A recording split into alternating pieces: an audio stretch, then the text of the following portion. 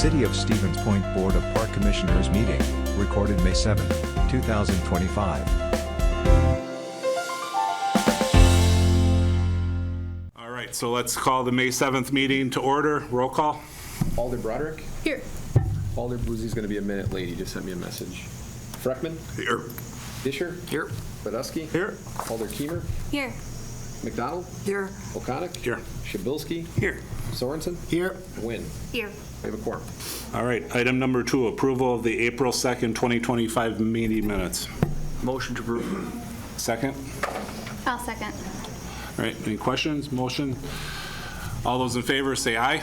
Aye. Opposed? Motion carries. Item number 3, awarding of the Don Friday Press Box Renovation Project. That item, or Dan, you can discuss. Yeah, you bet. So we received 3 bids for the construction project yesterday. The low bid was Millbach Construction out of Kaukauna. We qualified the bid this afternoon, but all 3 bids were over budget. So at that point, the Finance Committee has to review those bids and make a recommendation to Council. So there's no action at the Park Commission this evening. You did receive the bid tabulation today via email, so you have it. The finance packet for Monday will have the complete breakout, and then the Finance Committee will be who will be taking action on that in consideration. If they would approve it or whatever the recommendation will be, we'll go to Council then here in May, and then from there we would move forward. So there is no action item on that this evening. All right, thank you. Item number 4, the dome for the Goerke Park draft master plan concept. Yes, so. Hey, Emily, can we get the current version of the sign-in sheet? Yes. 1 moment. I can start. All right. Okay, so first on the agenda here tonight in terms of the Goerke Park master plan, so Park Commissioners and those that are here in the audience as well as watching at home, we do have the draft here on the television. I apologize, with all the documentation in the packet, I somehow forgot to put the draft into it. So that is on the TV screen. If someone did want to see the current version that doesn't have it already, please let us know. We certainly can post that. On the actual survey results related to the inflatable dome or the climate-controlled facility, survey results for our residents, which is primarily what the discussion point will focus on tonight, is resident feedback. Resident feedback is 51% resident support, and 38% filled out the surveys of do not support. In terms of percentages, we had 563 residents complete the survey. We had 358 non-residents complete the survey. So if anyone's wondering what that number equates to in terms of how that breaks out, you can run it against 563. While there was a 1% majority of the resident support, staff reviewed, and obviously I've been and my team's been plugged into community input meetings. We've had countless conversations with residents and neighbors and all the folks that are ultimately partners potentially for a facility like this. And staff recommendation came from a multitude of those angles. The first one is that the current dome that would be drawn in that, or is drawn on the existing plan, is not large enough for tournament play. So if you wanted 2 full-size fields running, or you wanted to have something other than, say, a baseball or softball game going, the facility isn't big enough to operate that in a full capacity. When you start looking at operational costs in terms of heating and cooling a facility of that magnitude, oftentimes in other communities that have those facilities, they determine, or they really depend on tournament play to make the financials work, to be able to pay the bills and pay the staff to maintain it. So that was a large con about the facility that we would have if it went forward in this size capacity. Secondly, overwhelmingly, the neighborhood let us know that they considered a dome of that size and nature and appearance to be incredibly unattractive if it was on Main Street in the heart of the city, additionally attached to a number of kind of New Deal era buildings that are more of the stone structure. It would displace Point Fast Pitch unless the Zenoff plan was to move forward, where there was new fields that would be constructed before we would move forward with some sort of dome. Again, we are talking long-term planning, so this facility was not something that would happen immediately, but we do have to take into account that the primary facility for Point Fast Pitch is in this location, so unless there's 2 other fields that are immediately available, they would have some sort of impact or be required to play underneath a roof before we'd have those facilities for them. It would require significantly new parking. So as everyone knows, our current park is grandfathered in a lot of ways because facilities were constructed long before some of the codes caught up about the size and occupancy of things like a stadium, even the hockey rink. So when you start looking at a facility that you'd have, again, if you're going to try to run tournaments, other type of games, and some of those larger events, there would be an additional parking demand, which was reflected in this plan, which does eat into the green space. And that was a reoccurring theme as well, as you read about parking and the community's desire to not see as much, as well as increased green space being preserved. The support for the dome, as I mentioned, was marginal in terms of percentages, and I will tell you, the survey can be sliced up a lot of different ways. If you look at the do not response, or those that just completed comments of the survey but are not actual checking of the boxes, again, you could look at just the ones that selected do support or do not support, and you could change the way that the data is. The way staff presented the data is completely raw, the way we received it. If someone filled a survey out, they counted as a resident or a non-resident. If they clicked support or do not support, they counted in the percentages. If they didn't select support or do not support but provided comments, they went and did not respond, because ultimately we cannot determine if they were neutral, if they thought that they didn't care, or whatever it was. So it was completely the way it was submitted. The other element that was weighed by staff as we reviewed this was that oftentimes municipalities are not the sole owner of a facility of this magnitude. There's sometimes where there's partners, there's sometimes where there's some creative financing options that come into how it's, if it's available for certain public funding or things of that nature is within different districts. But often, or most commonly, especially in the areas that are closest to us, a school district or a college or university is oftentimes the owner of the facility location that it's placed. I do believe, and my whole team believes, this was a really worthwhile conversation, and it's been talked about going back many years. And I think you can see that there was a lot of interest and a lot of conversation about how the city would like to have this. And when I say city, I mean our whole community, whether that be our surrounding villages and other things that aren't just the city of Stevens Point, but Stevens Point as well. With that, though, when we weighed all of those options, I arrived at, I recommend this evening we would remove the dome and climate control facility from the next draft of the Goerke Park Master Plan. All right, thank you. All right, entertain a motion. I would make a motion to remove the dome from the next draft of the Goerke Park Master Plan. I'll second that. Okay. All right. With that, let's open it up to community. Over here, we have Luke Venny. If you'd mention your name and your address. Yeah. 3 minutes. Up to the speaker, please. I will be 3 minutes, I guess. Obviously, Luke Vinay. I just think that the Dome is a wonderful opportunity for a lot of youth and community members.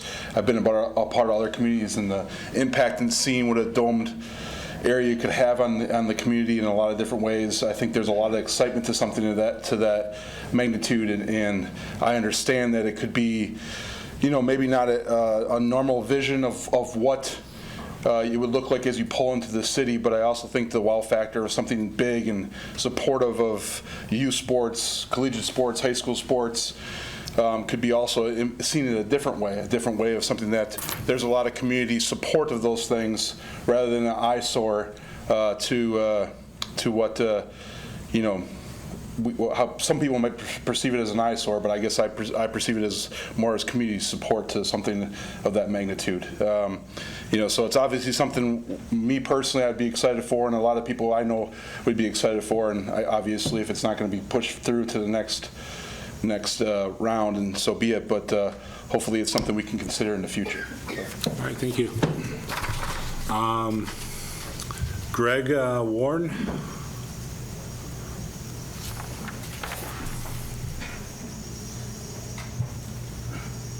So your name and address, please. Yes, Greg Warren, 2321 Jersey Street in Stevens Point. I've lived in Stevens Point for almost 50 years. And over there on Jersey Street for 25. As far as the dome is concerned, I wouldn't support it for the reasons that were just stated. I believe that it is cramming it into an area that's too small for it. I'm not totally against the dome whatsoever. I believe that it is indeed needed in the community as per se, but I believe it would be a mistake to put a smaller dome on this site over here and just cram it in and then have problems later with parking, problems with overcrowding the neighborhood. We have a brand new clinic facility over there. They're going to have their parking, and I'm sure they don't want it encroached on. So what I'm saying is, yes, build a dome. Don't build it there. Build it later. You might have property near Spash. That might be more appropriate. You might have another parkland area coming up that we aren't aware of at this point in time that might be appropriate for it. It's going to require a much larger area. It was stated at some point in time in the planning that Wisconsin Dells and Rhinelander were both mentioned. Well, Rhinelander's right next to the high school, and Wisconsin Dells is north of town, and it's a smaller town. So I'm just saying, not this facility, not now. Thank you. All right. that concludes people wishing to speak on item 4. You want to offer in case somebody missed it? Does anybody else would like to speak that didn't have a chance to sign up? All right. With that, go back to the commission. Any comments or questions? Yeah, I think the dome, it's a great idea, just not there. It's just, there's not enough room. And I agree with that last gentleman that parking would be a problem, and it's an eyesore for people that live in the neighborhood.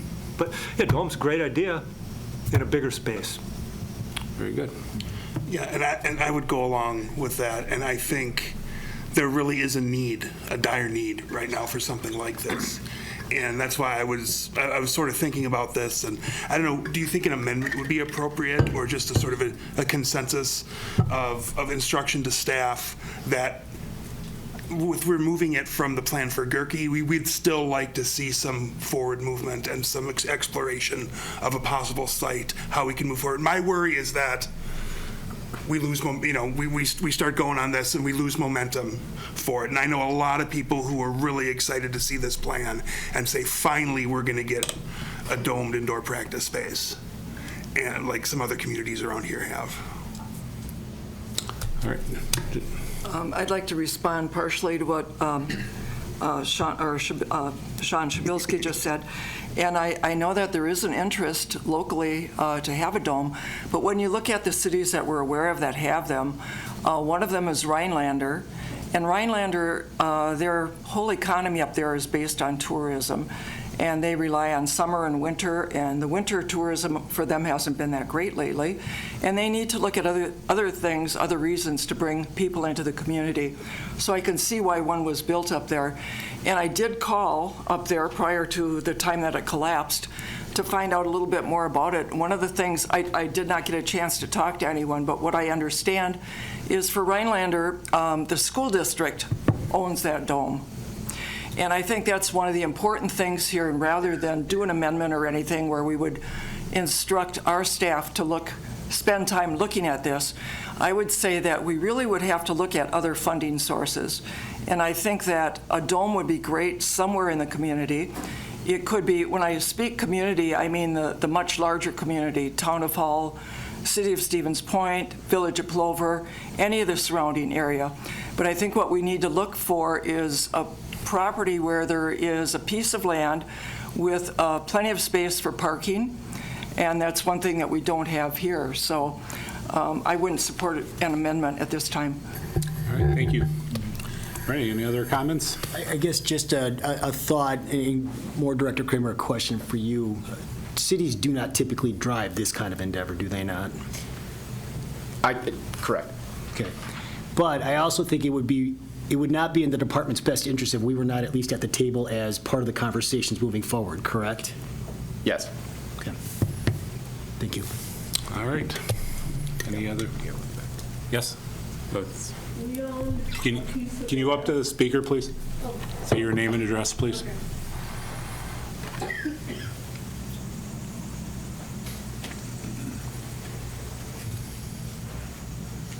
Melanie Patterson, 724 Sumri.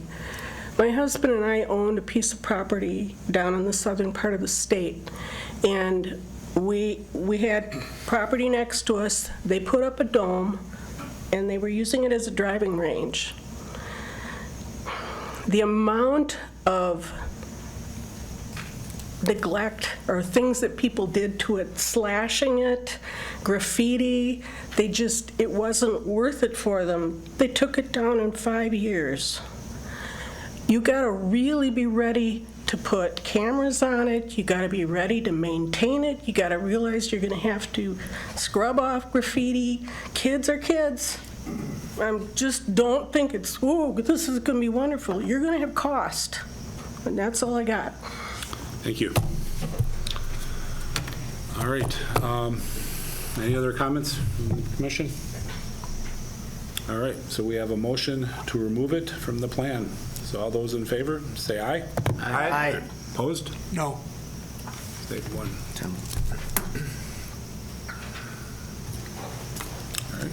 All righty. Item number 5, including the Parker Building and Rec Center Building Armory within the next draft of the Goerke Plan, Master Plan. Dan? So within the survey data, the most reoccurring categorical category in terms of looking at the physical comments as you read through it, and if you looked in the packet, there was many pages of the comments, there was overwhelming support for preserving the historic buildings in the actual park itself. By historic buildings, we're not talking necessarily historic registry buildings. It appeared in the surveys, if you read it, that they're talking, or the community was talking about both the rec center building, which is referred to as the armory, or was the original armory, as well as the Parker building, which was the original locker room and now serves primarily as storage and the warming house. In addition, there was a significant number of comments related to the community gym space and how it's used during the day for free, as well as being used for rentals and things in the evening. That gym is shared between the Boys and Girls Club as well as the city, depending upon when students are in school or when they're out of school, as well as after their primary uses and hours. The Parker building was actually, I learned this during the presentation last week, that it was not a WPA project. It actually was a different, I think the term was alphabet soup by John Harry, but it was a New Deal program that was not WPA. It was a different one. It started with a C. And a lot of people have fond memories of visiting it for winter activities, especially when winters were much longer. What would the Parker building be used for is a big question as we talk about preserving historic buildings. Staff ultimately looked and said it would probably require some sort of partnership. What that partnership is today, I can't tell you for sure, but I can tell you we do have a number of anchor tenants in the park between Point Fast Pitch. We do have a Boys and Girls Club who is very interested in trying to expand. The university, school district. There's also partners across the community that we've never advertised to say, hey, is there a need you have that we have a building for?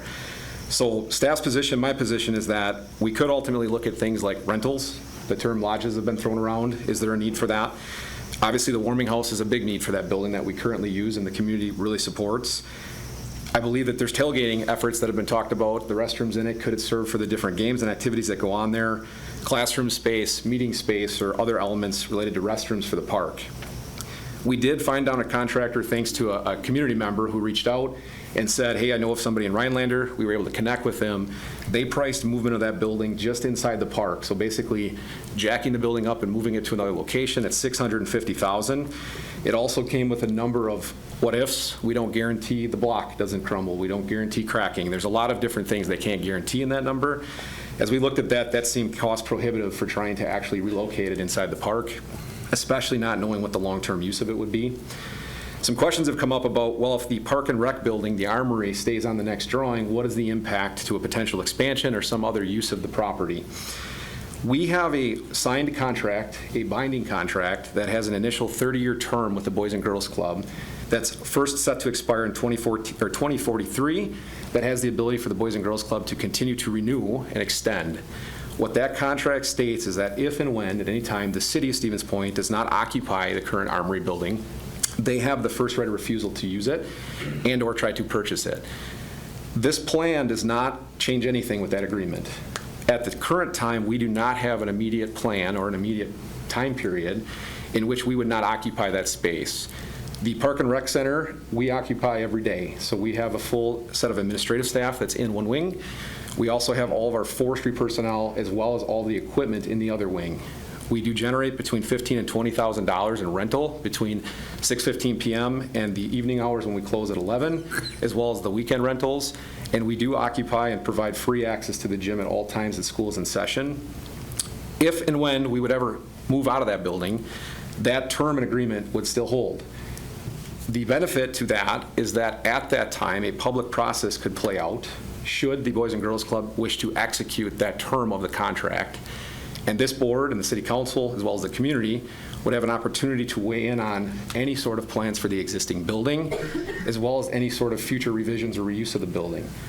At this current time, there is conversations going on and about to happen related to a city hall. We do not know what that looks like. We do not know what shape that's going to take. We also do know that we were planning on trying to acquire grant funding for a garage and a relocation of the Park and Rec Center in Goerke Park. The federal government has dismantled that program, and there is no brick grant program at all anymore. We received notice of that during the survey time period. So what that means is we do not know if midterms could change that or if something happens differently at the federal level. So at this current time, sitting in my chair as a Park Rec and Forestry Director, most concerned about the park system, as well as my folks, the people that work with me, as well as making sure we can maintain the 750 acres we have. we are okay with the Parker or the rec center armory. We have no capital improvement plans for it. The gym is heavily used. It's in good shape, and we do not need a roof, or we do not need other improvements to our building. We are very supportive of the Boys and Girls Club and hope to see opportunities for them, but not at the expense of basically pushing out the Park Rec and Forestry staff or forcing the city council to have to come up with additional money to find us a new home because we don't have grant opportunities. One idea was kicked around about if the Parker building needs a usage, and if the Boys and Girls Club or another amenity would ever entertain it, maybe we could do something pretty unique in this park where we could preserve a building like that and find another use for it. That's not our decision. Ultimately, that would come down to another entity if they were interested in it. But staff's recommendation tonight would be to move forward with the next draft, incorporating both historic buildings. One we use every day. It's being used heavily in a very good manner. The other one, we do need to do some work to find out what we do with it for the future. Thank you. All right, I entertain a motion from the board. I'll move that we retain both the Parker Building and the Armory or the Forestry Rec Center in the next draft of this plan. Second. Okay. Who's the second? Is it Sean? Sean. All right, now we'll open it up to speakers, and let's see, we'll be going to Greg, will be the first one.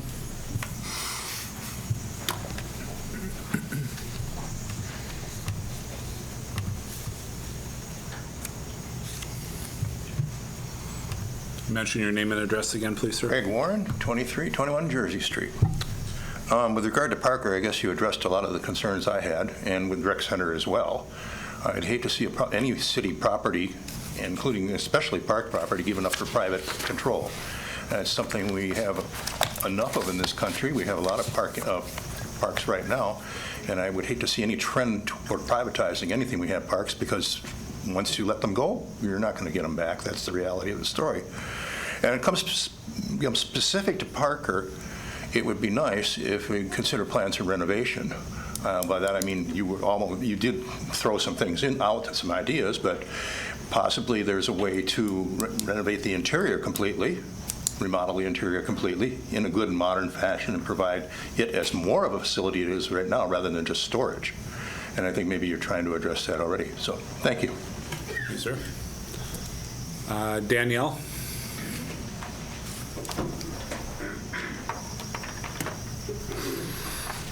Thank you, and thanks for bearing with me. My 4-year-old gave me a cold.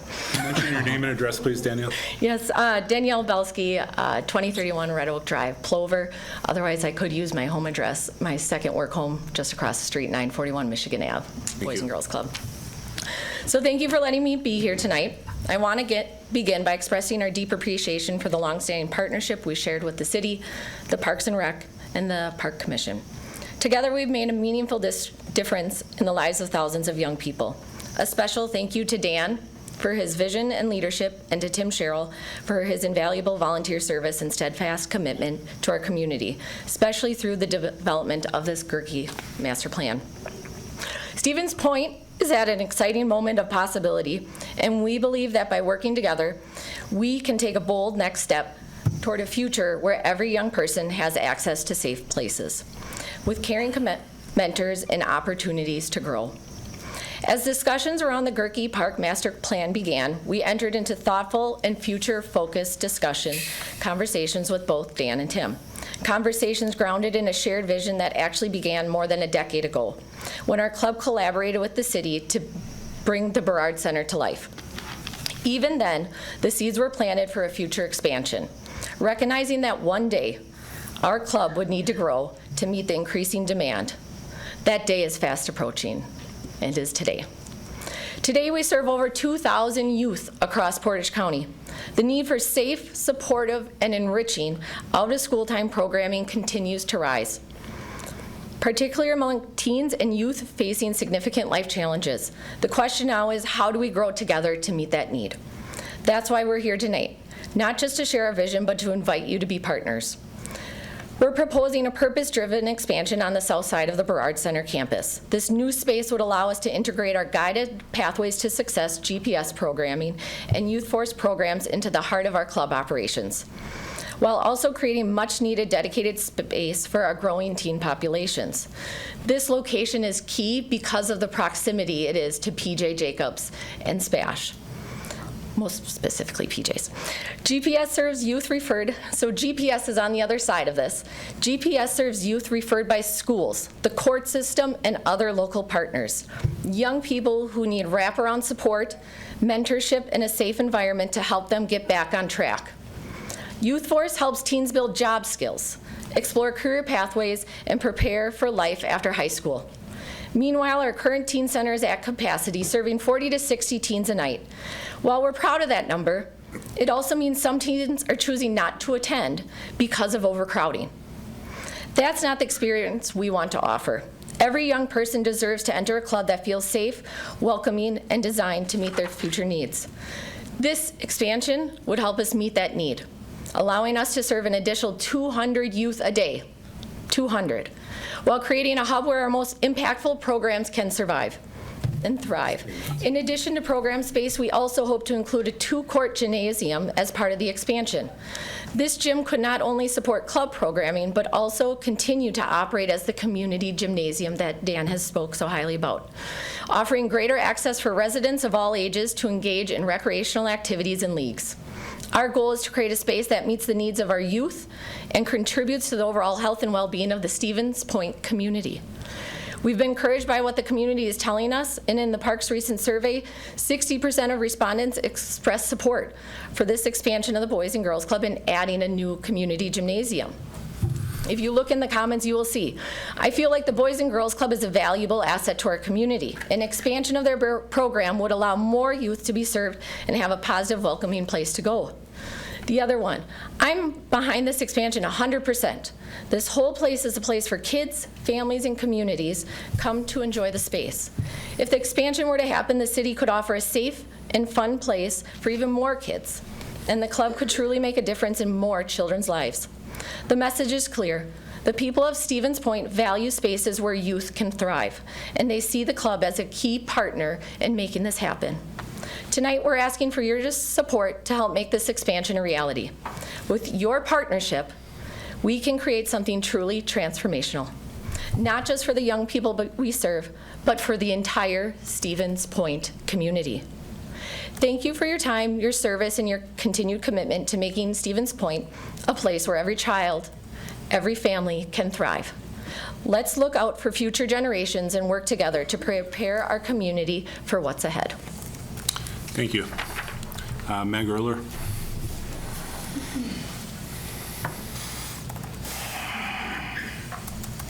Meg Erler, 3233 Leahy Avenue, Stevens Point, Wisconsin. I am the president of the board of directors for the Boys and Girls Club. I am also a lifetime member of the Portage County Historical Society. And that's where, frankly, the city council will at some point need to make a decision. That isn't the decision that needs to be made tonight. I'm proposing leaving both up there as options. Dan has already indicated that they both are. Throughout the course of these meetings, the Parks Commission has recognized that this is a master plan. This is the Park and Recs Commission providing input to the City Council about opportunities for Goerke Park. The Boys and Girls Club is already an opportunity there. We have been in conversation with the city about this expansion for, I think, close to 2.5 to 3 years now, because we are truly seeing the need for enhanced and expanded opportunities for our teens and our tweens. There just aren't other opportunities currently existing within our community. Currently, for the community, for the commission, we are occupying kind of the back part of this building. We are in a lease with the city That lease is up in next May. The lease was entered into as, I believe, a 3-year lease because the city was pondering and may be continuing to ponder moving the Park and Rec Department over there. That's where our workforce programming is happening. That's where our team, the court-ordered planning, the partnership planning with the school district, the partnership planning with the county for many of our teens in this community who are really at high risk of issues with our police department, our sheriff's department, and our school district. We need a home for that. And the instability of trying to create that home and working with the city, I mean, I think both the city and the Boys and Girls Club would say it has been a wonderful partnership, but it also hasn't been, there isn't the ability for either of us to move forward. And so what I'm putting out there tonight is let's keep our options open. I believe in, and you know that, I believe in the fundamental importance of us preserving our history in Stevens Point, in Portage County. There are opportunities to do that in terms of preserving buildings, in terms of preserving portions of buildings, in terms of preserving history told orally, history told with schools, history told within the Boys and Girls Club for the kids and the teens, artwork displayed on walls. I'm not giving anybody like this is what we should do. I'm just saying that we have worked in collaboration with the city. We are more than willing to work in collaboration with the Portage County Historical Society to create the best opportunity to preserve the past as well as to create the opportunities this community really needs for kids, in particular those teens and tweens, and for our families. So I encourage you to consider option B, I guess. Thank you. That's what Kevin Cavillion always said. There's always an option B. Thank you. Thank you. Is there anybody else that would like to speak that didn't sign up? Hi there, John Harry, 1854 Tarn Road, Stevens Point. I'm the executive director of the Portage County Historical Society. Last week we gave a presentation on the history of this whole park here and how we kind of got to this point. I think that's really important to consider is what, you know, that's how history can be so powerful, is the connection between the past and the present. It's clear from the survey results, as Dan pointed out, that the community values historic preservation of the Parker Memorial Fieldhouse, which was constructed during the Civil Works Administration. There'll be a quiz later, Dan. Yeah. Which is part of the New Deal. That was constructed during the depths of the Great Depression, as well as the former Armory building built in 1921, which is actually the last remaining structure related to the Stevens Point Fairgrounds, which was what was on this site at one point, as well as where our troops trained for deployment in the South Pacific in World War II, and was also refreshed in 1938 by the WPA, or Works Progress Administration, which was another New Deal program. One of the great things about open public process like this is you get to make some really great connections with some people, and we get to have some of these conversations about what we value, especially when it comes to historic preservation and moving forward, because where we come from is so important to where we move forward. And Meg's been a great supporter to us, and we have a brand new educator as an organization, and we love the mission of the Boys and Girls Club. And one of the things that we hope out of this process is that what is valued is the past moving forward, and trying to incorporate that in all of our future plans. And in that, we support the recommendations of the Parks Department staff in this decision. And when I say that, I don't just mean I'm going to come to this meeting and you're not going to hear from me again. I'm probably going to be pretty annoying. So PCHS is interested in being an active partner in these conversations about historic preservation so that we can make sure we avoid some of the pitfalls that have happened in the past and things that you just can't get back anymore. Thank you. Thank you, sir. Anybody else? Yes. Mention your name and address, please.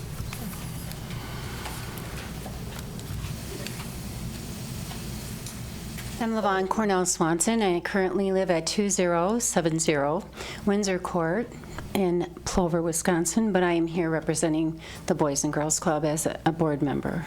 So I guess I share with Danielle 2 addresses in this event. I felt compelled, I wrote in there that I was in support of this, but I felt really compelled to speak, especially after Meg spoke, because she's obviously a little divided in terms of her support in 2 different areas. And then we heard a very strong, compelling, earlier we heard a very strong, compelling explanation that followed some very strong partnership and collaboration in the plans that we were looking forward to with the Boys and Girls Club and the future of the youth, especially when we're pressed with a growing population. We see a strong community need, and we know our lease is running out for the GPS program. I think then I felt even more compelled after hearing from the Historical Society, because you're in a tough situation.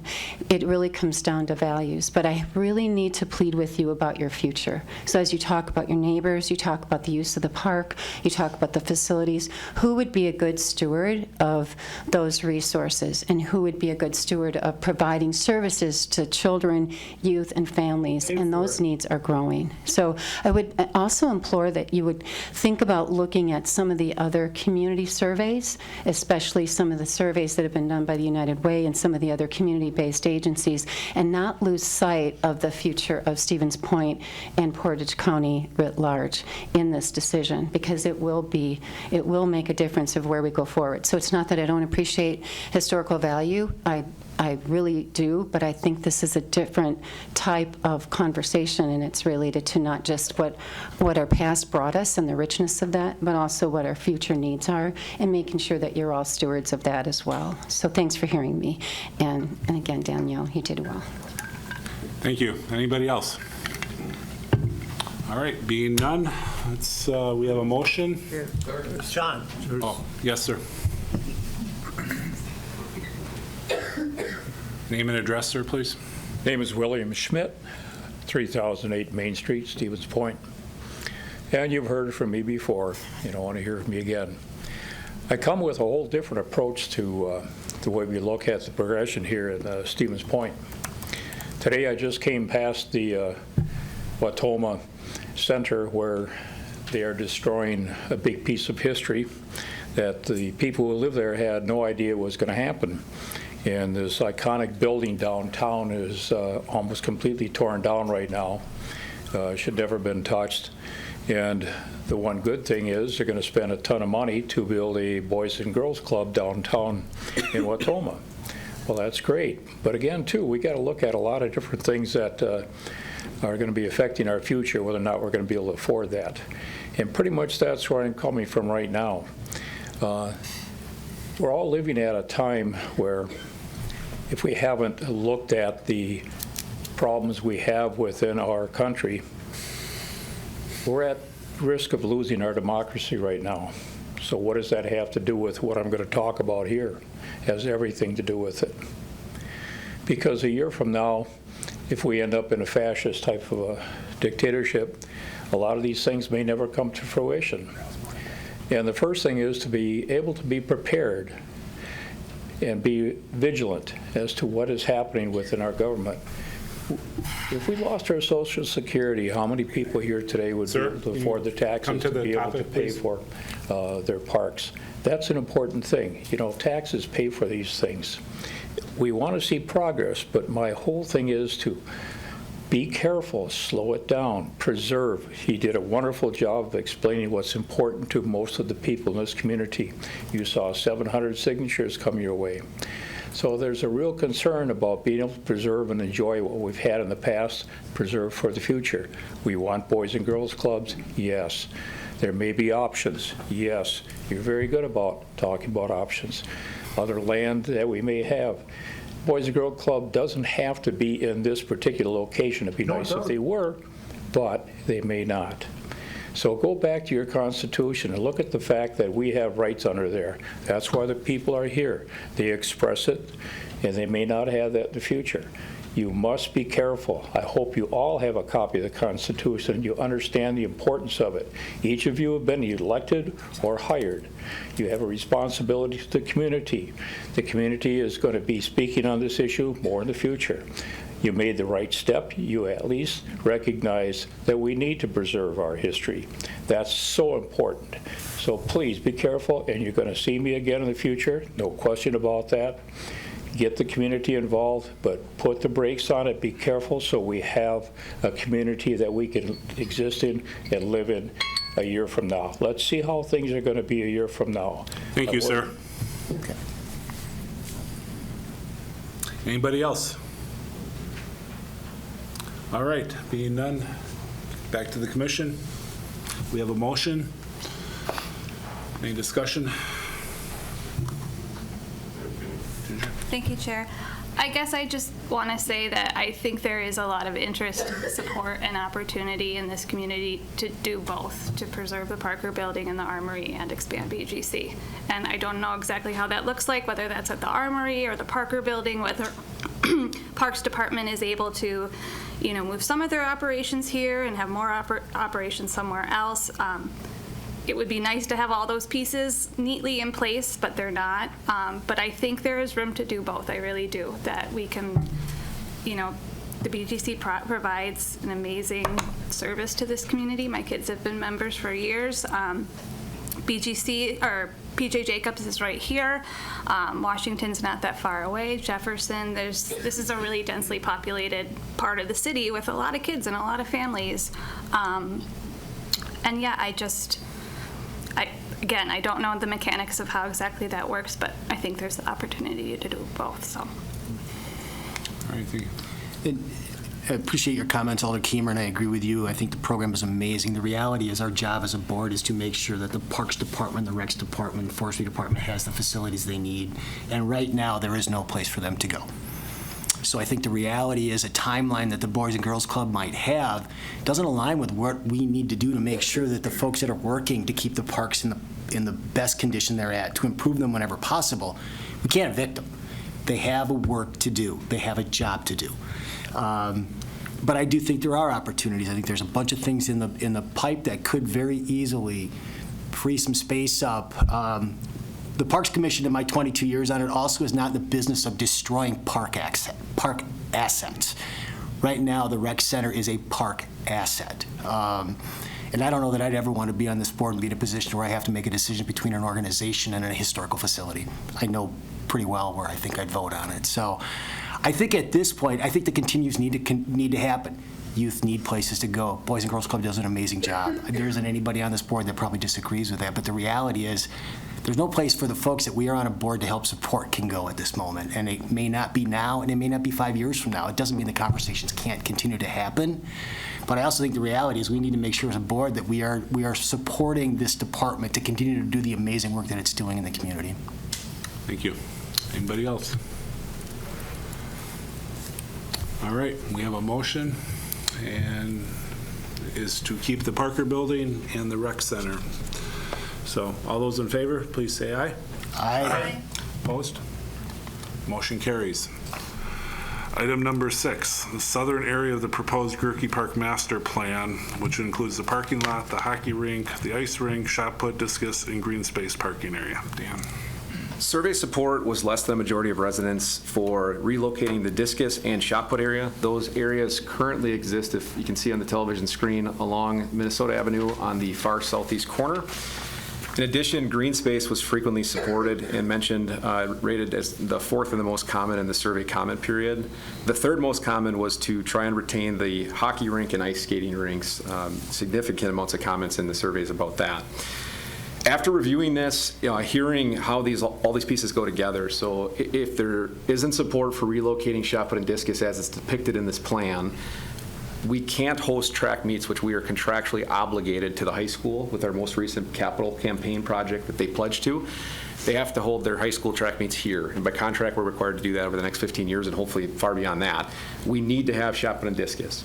So not being supported in the center of the park means that we either find another spot in the park or we retain it in its current location. The staff recommendations here is that if we keep it in the same location, we also can honor the community's voice regarding not having as much parking in the park. So that space needs to be parking. The university depends on it for the large crowds they draw. So does the high school with the SPASH, especially with the large volumes of people they have come in on Friday nights and Saturdays when they have games. So ultimately, where staff landed after reviewing the survey data, talking through the impact, we now know what the most recent direction here that the Parker building will be on the next draft.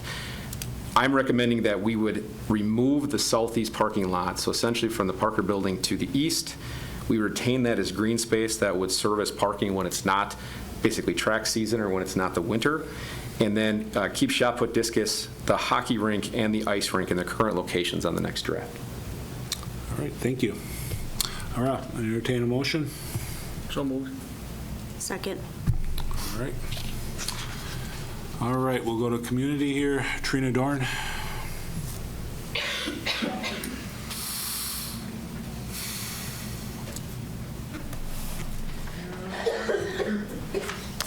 My name is Trina Dorn. I live at 2725 Main Street.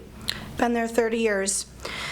On February 10th, I was absolutely devastated when it came to me, my local beautiful community park, what was going to happen. I took it upon myself to hit the ground running, started knocking on doors the very next day, created a Facebook called Save the Rinks, Warming House, Stevens Point.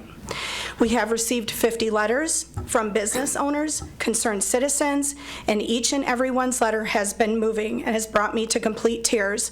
I cannot thank you all enough for taking the time to put your words into writing and share your love of Goerke Park.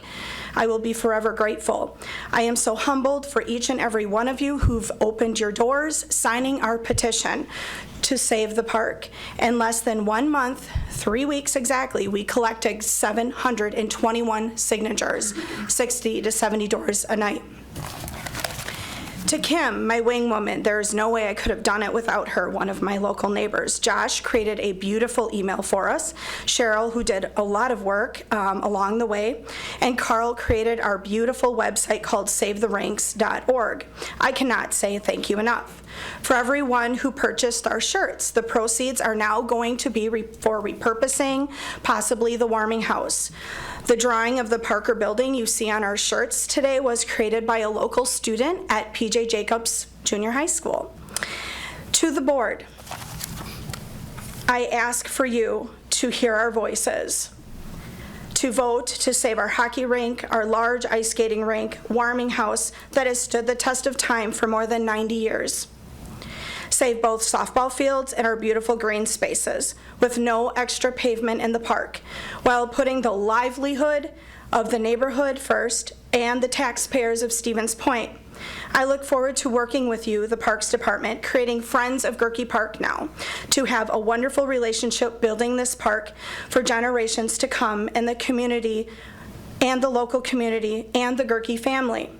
Thank you for the Historical Society and Chelsea Piffner for taking a stand what I, on day one, February 11th, made my #1 priority for what I call our Norman Rockwell hallmark scene entering this beautiful city I've called home for 30 years. Thank you. Thank you, Trina. Rachel Phillips.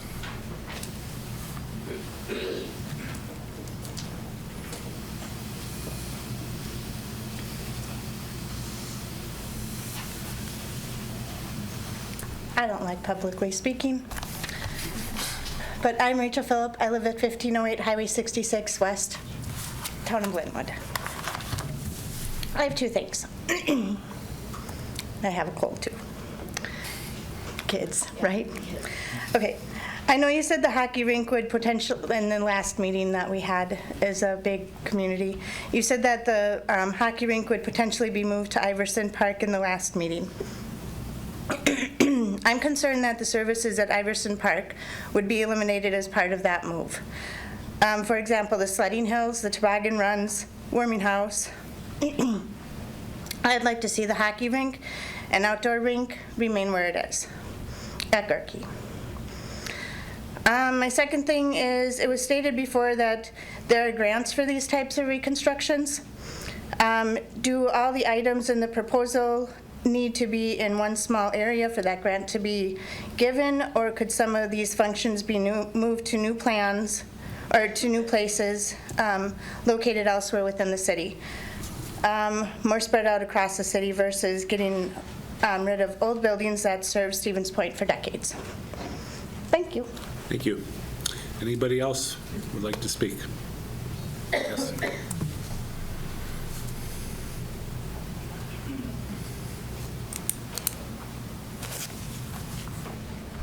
Hi there. My name is Carl Rosenthal, 1508 Highway 66 in the town of Linwood. I am also here to oppose the remodel of Goerke Park. I am part of the hockey community. The outdoor hockey rink serves me very well. KB Willett is an amazing facility. However, there is only 1 hour a week allocated to public hockey. I find that not enough. I rely on the outdoor hockey rink as my place to go.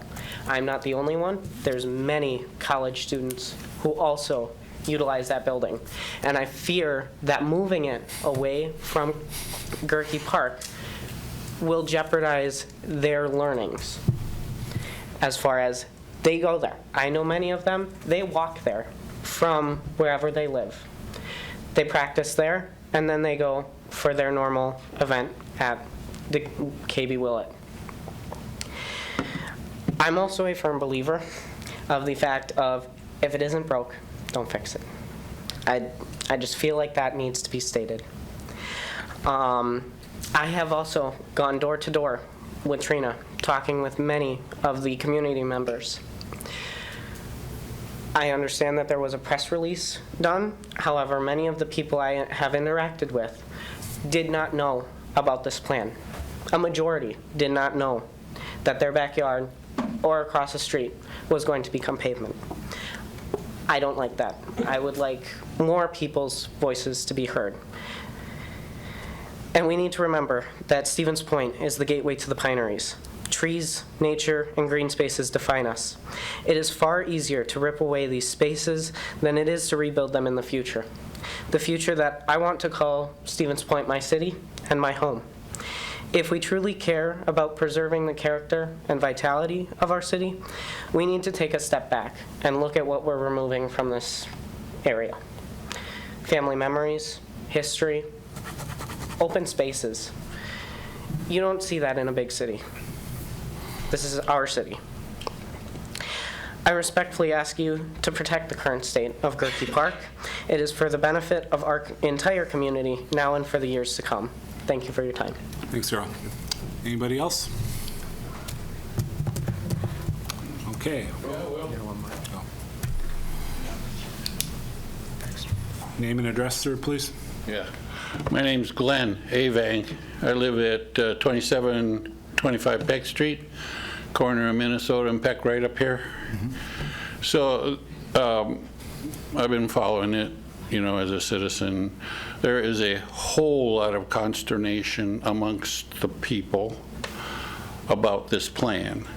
And I urge one of you board members to motion to table it for now until some of this is resolved, because you pick one part here, one part there, that's not really fixing the whole problem that many people have. I do not come across people who are satisfied with, you know, the plan or the gist of the plan. I've lived here since late '92, and my children grew up going to the park, and the atmosphere or the availability in the park is the sort of, I don't know, aura about it, is that it's an open park. You can just, you know, our kids could get out, anybody in town can get out and do something at that park anytime they want to. And the plan up here on the screen just seems like a closed park. Almost everything in there is going to have a locked door. And also, it seems like all the crowding and a lot of the problems that come out of that are the police department taking over a huge section of Goerke and parking and taking it away from public access. When they moved there as sort of a temporary idea because of their claim for crowding downtown. And that was never intended to be police-only area, even though they put signs up. Comment on item 6, sir, please. Excuse me? Comment on the item 6. That's not the police department issue we're discussing right now. Oh, okay. All right. We're discussing the southern area, the southeast corner of the parking lot, and the hockey rink in that area. Yeah, I'd like to see that go green, and I also want to see the other parking lot stay green. The idea is that the park was open access. This takes that away, and people don't like it. I urge you to move to table it for now. Thank you, Thanks. sir. All right, anybody else? All right, seeing none. Commission, what is your wish? Any questions, comments? All right, then we'll be turning the southeast corner back into the park or green area and the hockey rink and ice skating. So all those in favor, say aye. Aye. Aye. All those against? Motion carries. Number 7, proposed bus lane parking drop-off of the existing softball field area would be to the east of PJ Jacobs. So the location for this agenda item, in case anyone in the crowd is not aware, the city owns the parking lot, the majority of the parking lot that is on the north side of the PJ Jacobs Middle School. We have a long-standing agreement, collaboration with the school district to continue to offer that, or ultimately they maintain it. We own it to use for the school drop-off, for the school faculty as well as visitors. In addition, today, without the dome, we have green space that follows in this entire area that basically abuts the sidewalk that runs alongside the eastern edge of PJ Jacobs Middle School. The sidewalk is ultimately the property line. Everything on the ball field or ball diamond side is the city's, and everything on the sidewalk in is the school district's. There was wide community support for a redesigned concept that's included here that shows a redesigned parking lot. This parking lot, as those of you that have been following along, would propose, or if it was constructed or reconstructed, allow the Michigan drop-off to come inside the park, where parents could, if they didn't want to park, could drive through this drop-off lane and then head left back to Michigan Avenue. And the drop-off lane for the bus lane is shown to be where buses could come in off of Michigan Avenue and head south on this, not necessarily a park road, but just a bus lane, where after buses dropped off students to the right side of the bus could head down to Main Street. So you'd have vehicles and buses heading 2 different directions. The necessity of doing the bus lane is to allow the buses not to have to go through the actual parking lot itself, where they would be in an intersection with the parents. With that said, I have to tell everyone that the Parks Department is definitely not the school planners for drop-off. Ultimately, when the police department was meeting with the school district, we knew of a problem, and we knew that both entities had been meeting. So we sat down to talk about the park plan, and it was a natural synergy to say, if we do long-term improvements to the park, we don't want to build things that makes the problem worse. With that said, this is also not an element that is funded or something that we can do immediately, and there certainly has to be conversations related to, while it's city property, how that is funded, how we participate, the impact in other areas. With that said, though, the community, anyone that's around this area during drop-off times during school, is well aware of the safety issues that the school district faces, and the school district is working very diligently, have been in great communication with us about, hey, what can we do here? If we create a bus lane, there is impact to the 2 softball diamonds that exist. Ultimately, the backstops and their foul ball lines and their bleachers are sitting on where a bus lane would go. So we'd have to shift those fields to the east. There is adequate space if you actually measure from what I would call the existing hockey rink over to that sidewalk. There is a couple hundred feet larger than what is needed for a 200-foot softball diamond. With that said, that space does play a vital role for all of our practice facilities for the middle school football team. There is an active and largely growing ultimate frisbee program that uses that green space. And then all the residents here know that when you see someone not on the field, it's wide open for the public to come in and use the space as well. So while we are certainly focused on the softball aspect and their home turf, we're also focused on how does it serve the community as a whole, as well as the school district for FIAD programs.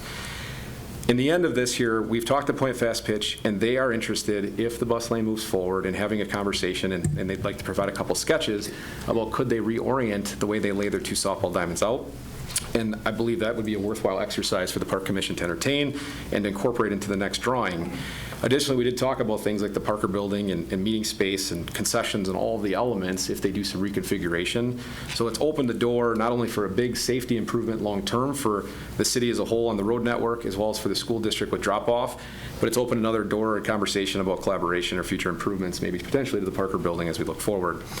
So the recommendation here, after that long-winded explanation, is that I recommend we include the reconfigured parking lot as an option in the draft for the future to allow for potential improvements to that drop-off and reduce it to a single-lane bus lane that ultimately, if it's constructed down the road and a business plan comes together, the school district would direct and work through how their traffic flow would go, whether it's south. Again, while I'm recommending this and working through it with the feedback, I do not want to come across as saying how the school should run their operation. It's way above what I'm skilled in doing. I'm just kind of carrying the message that we've reviewed internally with them.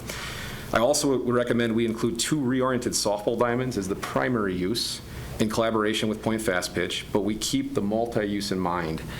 What do I mean by that? I don't think we today can say it should be turf. I don't think we today can say it should be grass. You know, there's a significant cost to turf. I think there's a lot of conversation that would have to happen when we come to a business model of, hey, how are we funding something? And we should examine both options. I think for the draft, we should ultimately show that there's enough space for those 2 fields, but that there's also enough space for ultimate Frisbee, football, overflow of other activities that happen in the park. I also believe we should incorporate the parking lot on the plan between the Parker building and the P.J. Jacobs Middle School. And there's a few reasons for it. Number one, if we're going to do something with the drop-off, and if parents are going to be able to go through there without it being completely loaded with teachers, my understanding, because I do look out that window every day, is we would need to remove some of the teachers or faculty essentially from parking in that area that all the congestion would be moved to. So if a lot would still stay between the Parker building in the future and the bus lane, some of that pressure could be relieved by faculty, if the school district was okay with it, parking over there.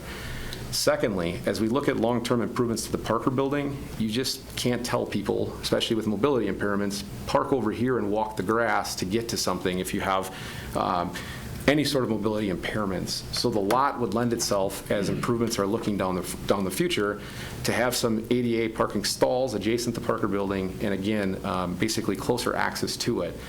Thirdly, as the university and the high school and other activities are in the stadium, this would be a net positive in terms of parking inventory in the park, and we could bring some more vehicles off of Main Street, potentially the neighborhood. While we're not talking hundreds, we're probably talking 40 or 50, but it'd be another parking inventory for those uses that would go along that location.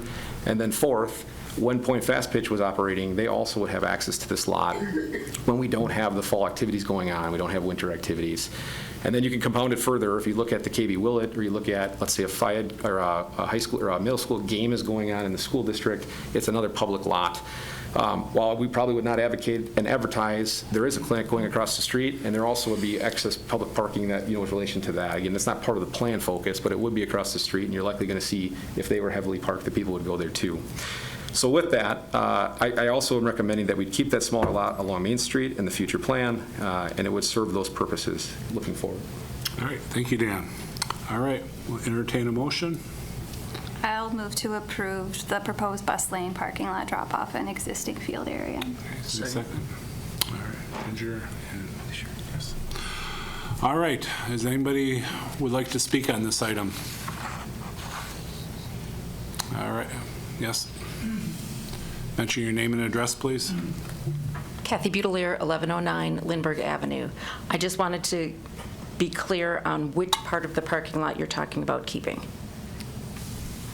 Essentially where the Parker building would sit here, it's roughly in this location, west. Okay, thank you. Thanks, Kathy. Anybody else? All right. Yes. Name and address, sir, please. Archie Sawyer, 5A1 Blackbird Lane, Stevens Point. I guess I'm here, I'm one of those users that you keep hearing about. I'm representing Point Fast Pitch.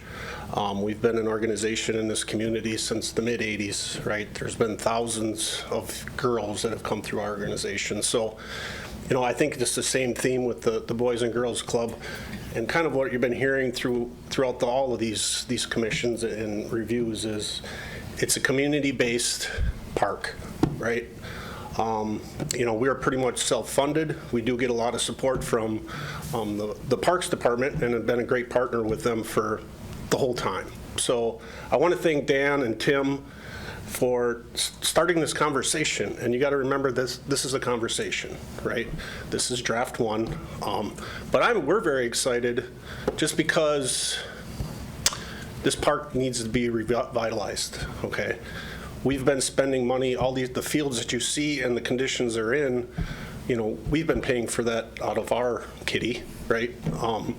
So it needs a lot of advance. We've been doing roof work and the concessions, and I just think it's time to think this through, and I appreciate the Parks Group and Dan especially for our input and kind of having us part of this conversations from the get-go and hopefully into the future.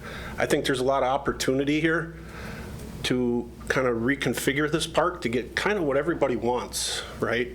And still not really displace any users. And I think that's a big part of this. As far as the bus lanes and all that, the parking, there's some benefit for everybody into that, a part of it. And us moving, I think we have a kind of a plan that Dan had mentioned that we want to review with him to kind of maybe reconfigure this and make this even a safer facility and a safer thing for Point Fast Pitch and everybody along, and be able to utilize a lot of the buildings and things that are existing that a lot of you have concerns about. So I just want to thank everybody. I appreciate it. I wanted to be up here to kind of represent Point Fast Pitch. So there's a lot of, you hear user groups, but again, we're community users. We have 200 plus girls every year coming through this program that's from this community, surrounding communities. So we are a big user, but we're a community organization. So it's not Point Fast Pitch, it's really Stevens Point. So wanted to keep that in mind. So thank you, appreciate the time. Thank you, sir. Yes? Can I speak on the Yes. warming?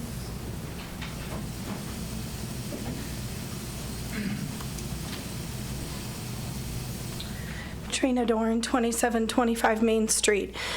After knocking on 60 to 70 doors a night, I did this for weeks, 3 weeks. I came up with a plan after taking input, and I agree with you from Point Fast Pitch.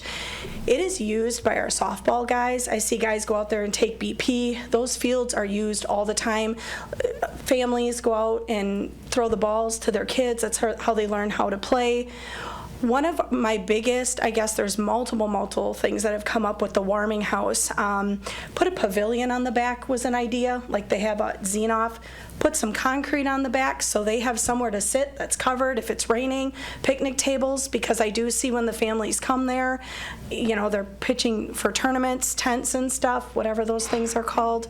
And put the concession stands in there and possibly open that up to their concession stands. There's 2 large rooms in the back that are just stunning and beautiful. That's a possibility. Keep it, of course, for the rinks, but maybe open it up to be a kitchen with indoor-outdoor bathrooms. There is no bathrooms on this side of the park, which has been a problem for quite some time. And I think it would be a huge success doing something wonderful with that warming house. So it'd be wonderful. Thank you, guys. Thanks, Trina. All right, anybody else? All right. All right, we have a motion. Any discussion? No? All right. All those in favor, say aye. Aye. Those opposed? Motion carries. All right, we're almost there. Number 8, location of the proposed outdoor aquatic center pool location within the Goerke Park draft concept plan. Thanks, Dan. So one of the largest elements that really began this ever coming to talk at all was related to the fact that our pool is almost 30 years past its useful life. So anyone that's walked by, if you've seen since the snow has melted, we just poured concrete today to try to fix some asbestos pipe and leaks we have in the existing facility. I hate to say it, but we're literally bleeding cash in that facility every year. We're able to keep it open, but it's just, a pool useful life is typically 40 to 50 years. We're going into the 75, 75th, 76-year range. And, we need the highest probably demand I think the community is asking of my department right now, or our department, is like, how do we solve that issue? How do we become competitive and offer a quality recreational amenity that only the city has provided, which is outdoor aquatics, in the community? With that said, you all recall in 2022, that was the leading theme in the Corp document, was how do we address aquatics?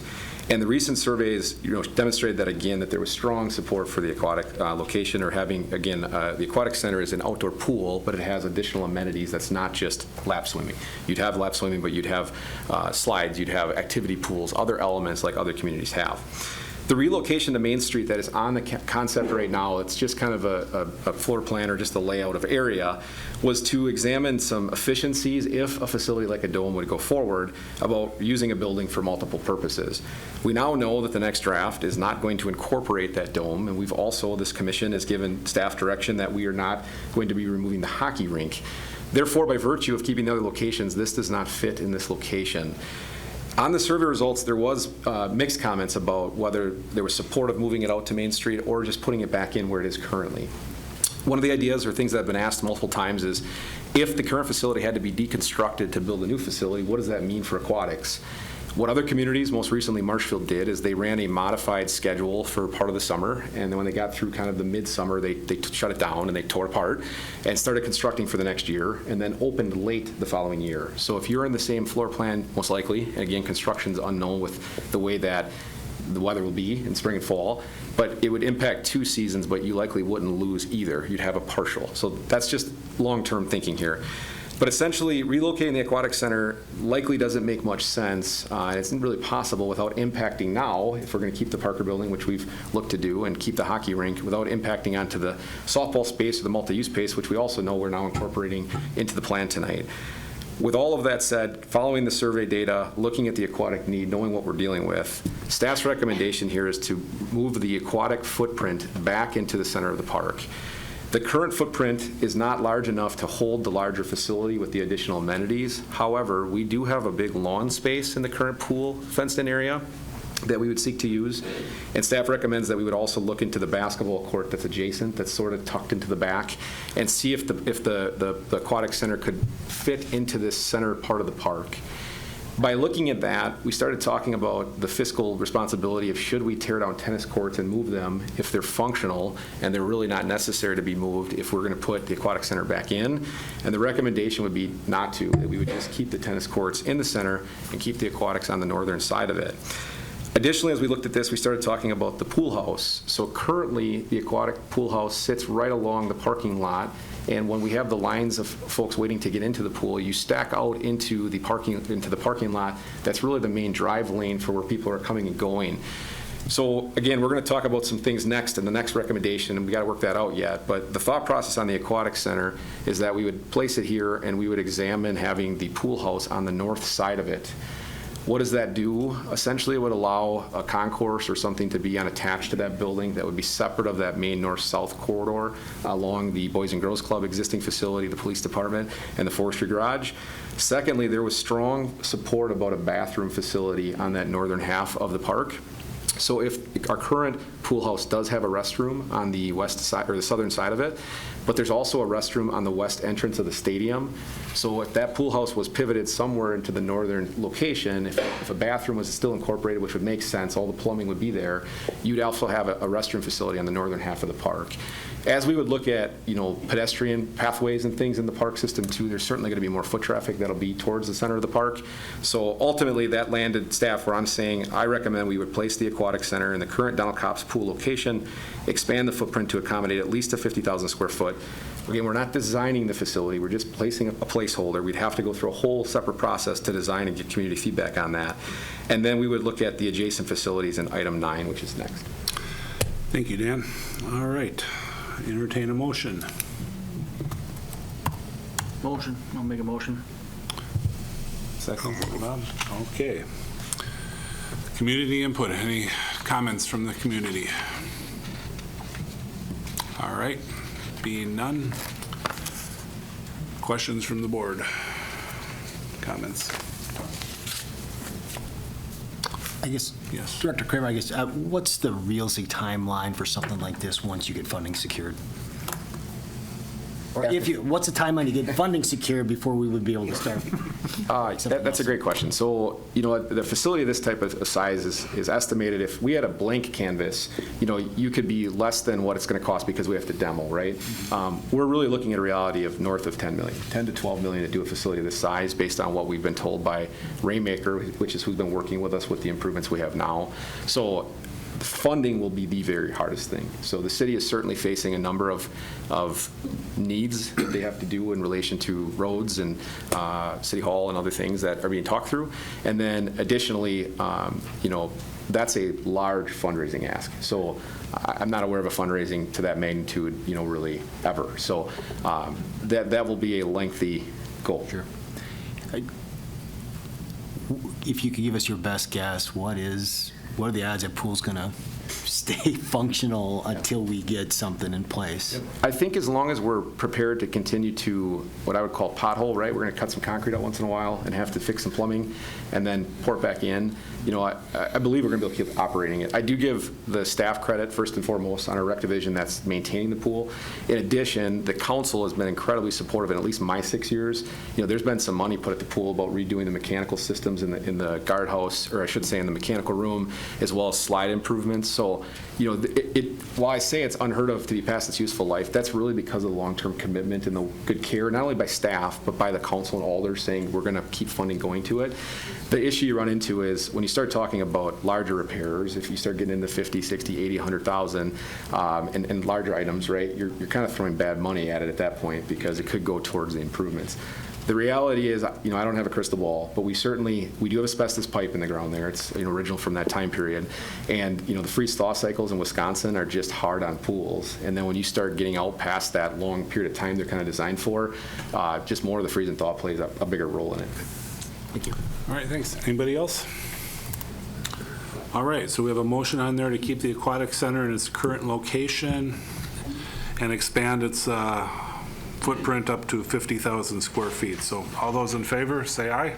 Aye. Those opposed? Motion carries. Item number 9, the proposed northern area of the parking lot, Price Street Drive, playground, basketball court, tennis court in the Goerke Park draft concept plan. Dan? The resident surveys in the report showed that 56% of those that completed it supported the northern parking lot, which is shown up here. I'll call it north of what is currently the pool or the green space area.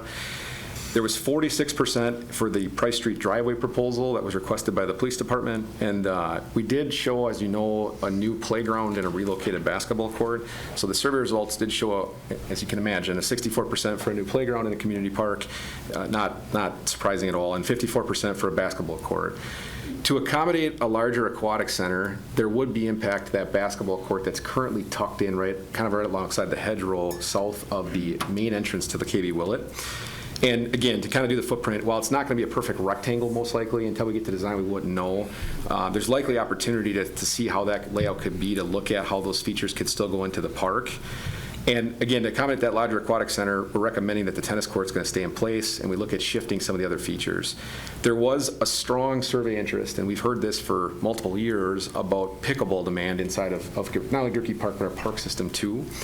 So taking all that into account, staff recommendation is that we would retain the existing tennis courts in place.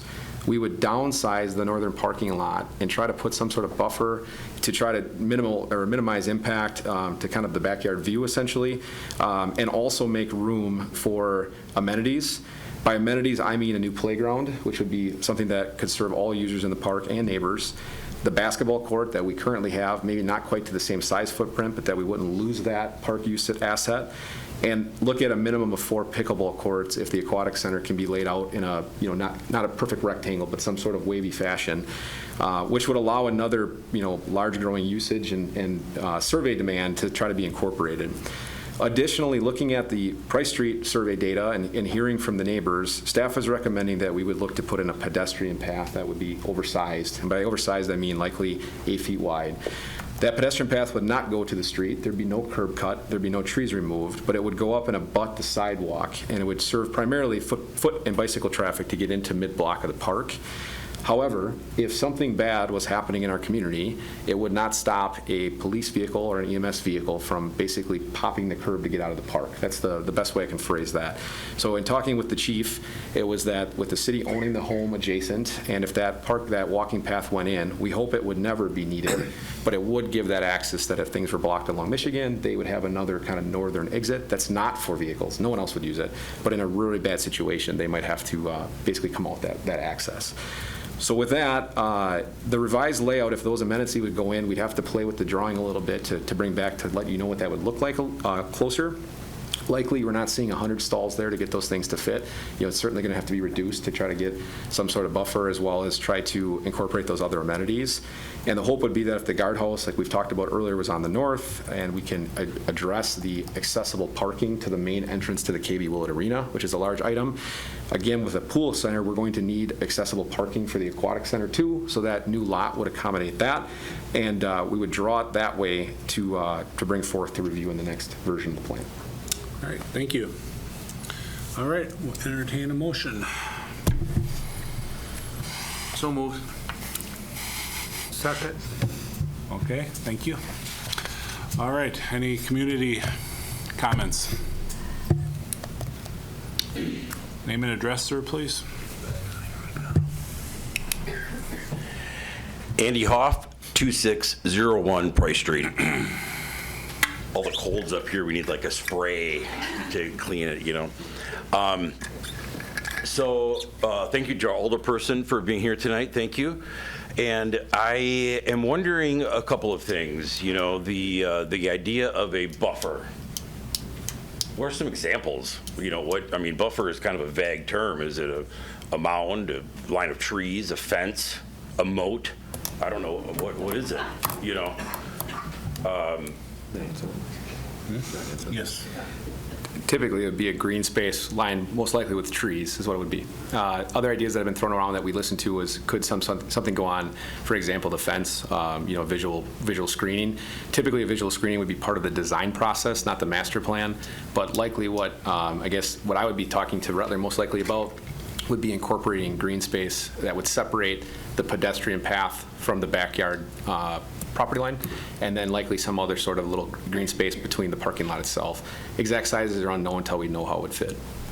So is it safe to assume that is going to be a parking lot one way or the other? So is it premature to wonder what that might look like? Like we've got to wait for another plan to know? Yes, I think we should wait for the next plan. Okay. The bathroom. We all know what happened over at Mead Park. Unfortunately, it's not the most desirable place to go, as far as the bathroom. My kid played baseball there, and the bathrooms are, a bit shady, we'll say at times. Is this bathroom going to be, on camera, lit up well? I don't think that discussion, can come as it's planned. There's a request to have restroom facilities in the northern end of the park, so I think that's where we're going with it. And then, the funding for the aquatic center, it's going to be a long time before that happens. So is that parking lot for the aquatic center that, me as a 50-year-old, I don't have to worry about it because it's never going to come to fruition? Or is it, going to be made a parking lot with or without the aquatic center? Dr. Kramer?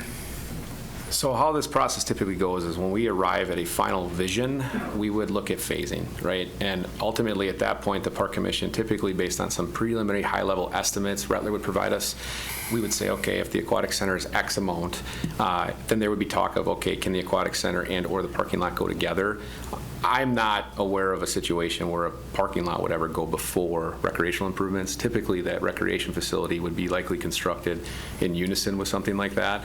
Additionally, to mobilize, say an asphalt company to try to bring ADA parking to the west side of the Willett but ignore the rest is highly unlikely. We currently have no budget funds and no planning and no funding source for that lot. So my best guess, and obviously I don't know, right? We do have to work through the public process, but is that phase would probably be, partnered with the aquatic center if it could be afforded. However, certainly the western side of the lot could also be looked at to see if it could serve the aquatic center too. So the phasing and how it gets built is really the second chapter once the large vision is established. Thank you, Dan. Thank you. Thanks, Dan. All right. Appreciate it. Hey, and what about switching the home and visitor side of the stand so you're not sitting in the sun when you're the home team? Anybody else? Yes, sir.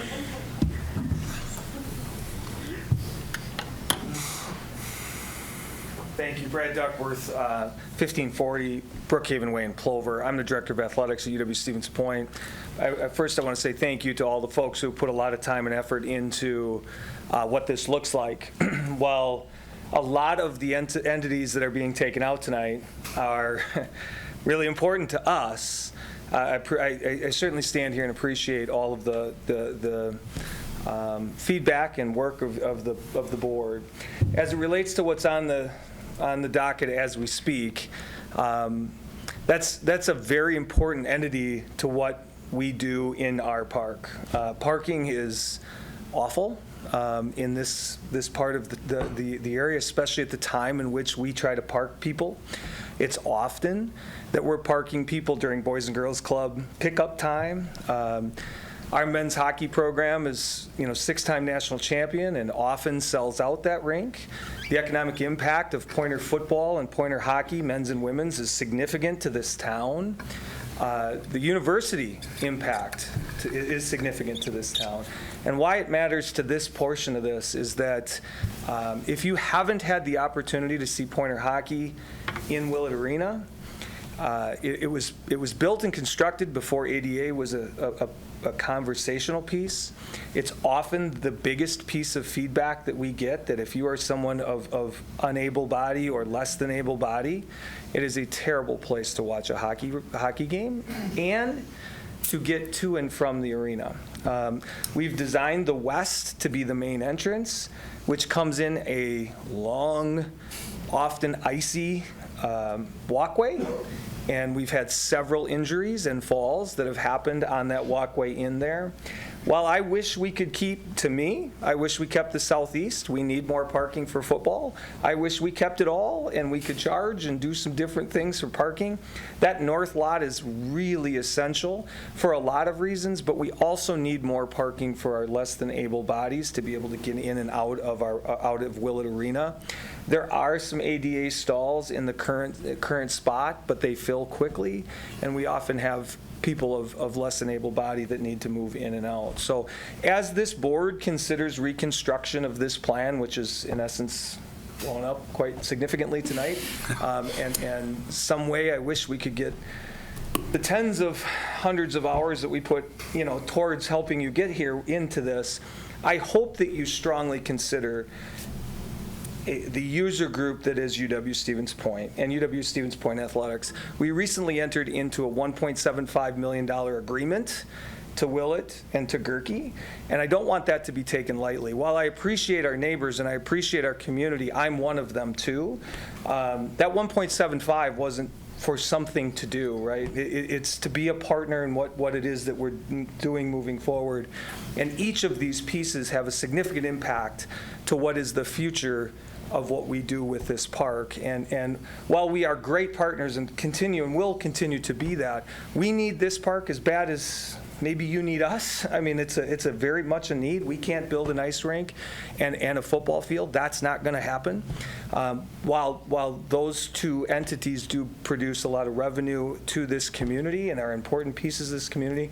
So I urge you, as you're redeveloping this plan, to think through what this means for the users, especially UW-Stevens Point in my role, and as it relates to what's on the docket now. The more space that we can park to the north is really essential to our operations, and including football. We may be able to bring some people down and around from the north, but we are parking sometimes illegally throughout the rest of the community. So we would like to be able to park somewhere in the park that's close to the contest. Thanks for having me. Thank you, sir. All right, anybody else? All right. All right, we have a motion. Any comments, questions? I guess I have a couple things on this particular point. My first actually was just spoken about. When I saw this plan, I didn't necessarily, in my mind, tie the north parking lot to the aquatic center. It really seemed more tied in with Willett for us. I mean, having gone to hockey games since, you know, the first national championship, I know that walk, and I know how it can be cold, and I know how it can be icy. And seeing that parking lot there, I have a coworker actually who has a father who has some difficulties and been a season ticket holder forever. And now that he's in a wheelchair, he's really realizing just how hard it is to get in there sometimes. And that was my first thought when I saw this drawing, honestly, was that we're finally going to have a parking lot on that side, which, and I know it's more, you know, maybe connected in some people's mind to the aquatic center, but I guess I would like to see personally that maybe not as connected to the aquatic center. And I know that the recommendation is only to downsize it. I would hate to see it either downsize too much or even put off entirely into an aquatic center. And that's my concern about that. And then my other concern is just a question about pickleball courts. It seems like space is at a premium in this location. I mean, we're moving puzzle pieces around. We're tossing some puzzle pieces in the trash, but we're moving other puzzle pieces around. And I'm just wondering, since we have tennis courts there, and we've talked about striping them, I understand the desire for more pickleball courts. I wonder if, I don't want it to sound maybe as negative as it sounds, but shoehorning them in to this space is really worth it. And I understand separating the pickleball and tennis. My kids both are currently or have passed going to SPASH, did the tennis unit in gym class, and there was conflict with people coming to play. You know, there's overlap.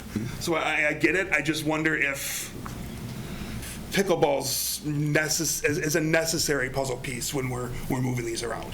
So those are my only 2 points on this. Fair question. So the pickleball idea was obviously due to the reoccurring themes on the survey, but it was also when I was looking at the way this laid out on the aquatic center now, let's just say we turned that 90 degrees, that'd be right.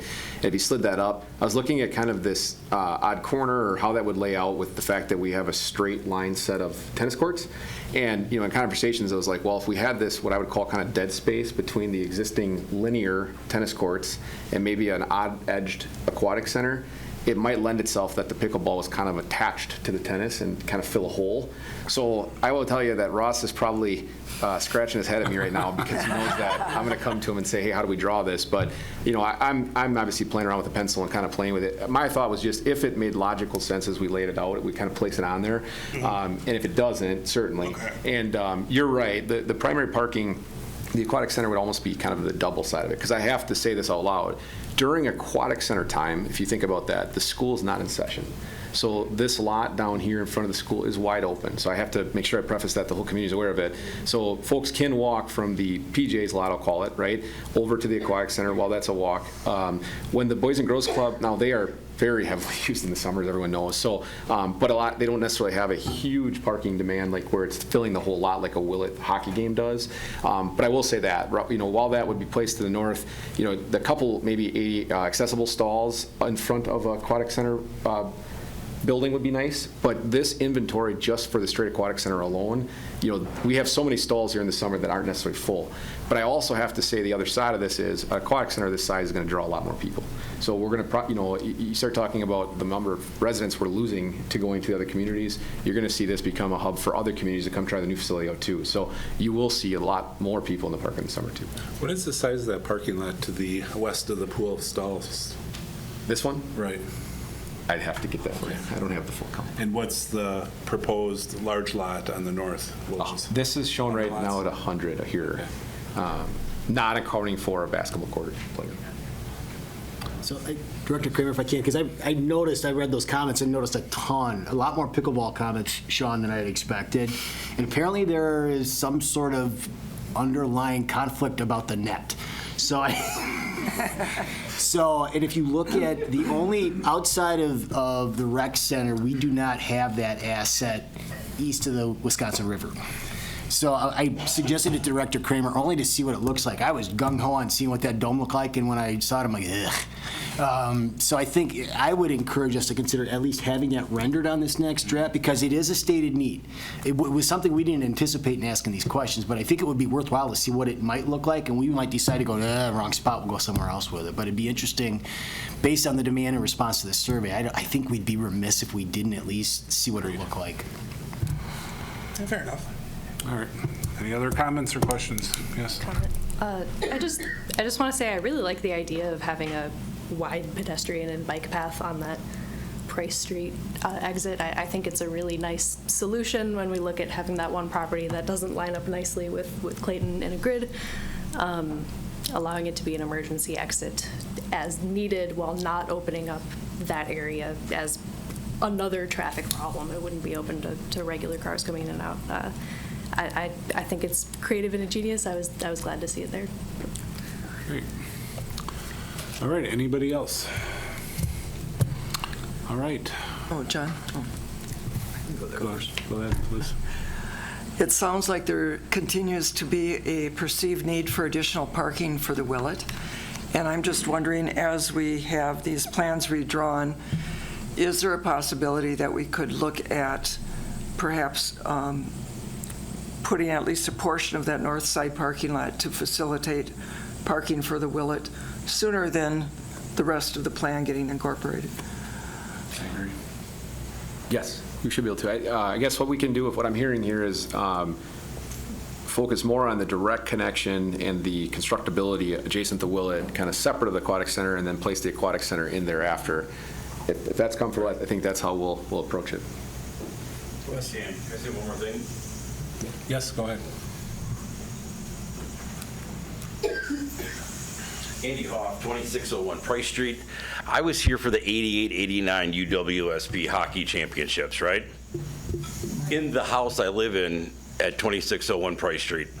Cars have parked on those roads since then. I don't know, whenever, before that, I don't know when it was, but they've been parking on the roads for that long. When my stepfather purchased that house, he knew what he was getting into living by Goerke Park and Willett Ice Rink. You know, and somebody one time had mentioned about how the citizens don't want people parked in front of their house. That's not the truth at all. Who cares? If I'm outside, I walk people through my backyard. Use the gate coming back. I don't care. There's a lot of complaints of people on the east side of, they do not want, as a football, on the east side of the football field, the people don't want the cars parked on the streets. Obviously, the stadium was here long before a lot of those houses, but to some degree. Hey, groups are groups. I get it. Thanks. Thank you. All right, any other comments? I have a comment. Yes. Yeah, I was just hearing about the seasonality of things and the ability to combine like efforts. So I'm hearing, basketball court, pickleball courts. I'm hearing asphalt parking lot. Some type of overlap in the ability to do that, because as I took out of the first rendering being the amount of asphalt in a park, kind of having that go together, but being able to, if there's some ability to make a combination exist, and I'm also for, and I think it was well explained, the need for potential parking, and I get that for the existing facilities. Again, kind of incorporating that into what a master plan is, long range, with having some of these pieces, potentially not be available for some time, being able to have that phased in where the need is greatest as it exists today. So just kind of, I guess, no point of this should go here, but seeing a lot of these things be individually designed, but knowing that you are only using some of them for X amount of time throughout the year, if there is the ability to combine some of those efforts. Very good. Thank you. Yes. I have just a comment on the parking stuff, because I know we're going to have to redraw this. But number 15 is the connector between the two parking lots. So there's already, if we're talking about looking at that parking lot sooner than later, there's already a walking path, number 27, that's there. If you want to do a parking lot and you're looking at shrinking it to create a buffer, when it's redrawn, could it be redrawn, basically removing the top half? So you have the southern half, you get rid of that top row of parking spots, would be the end of it. And you would not have the connection there. So you would just have the little L there that gives you the buffer you need. The grass is already there.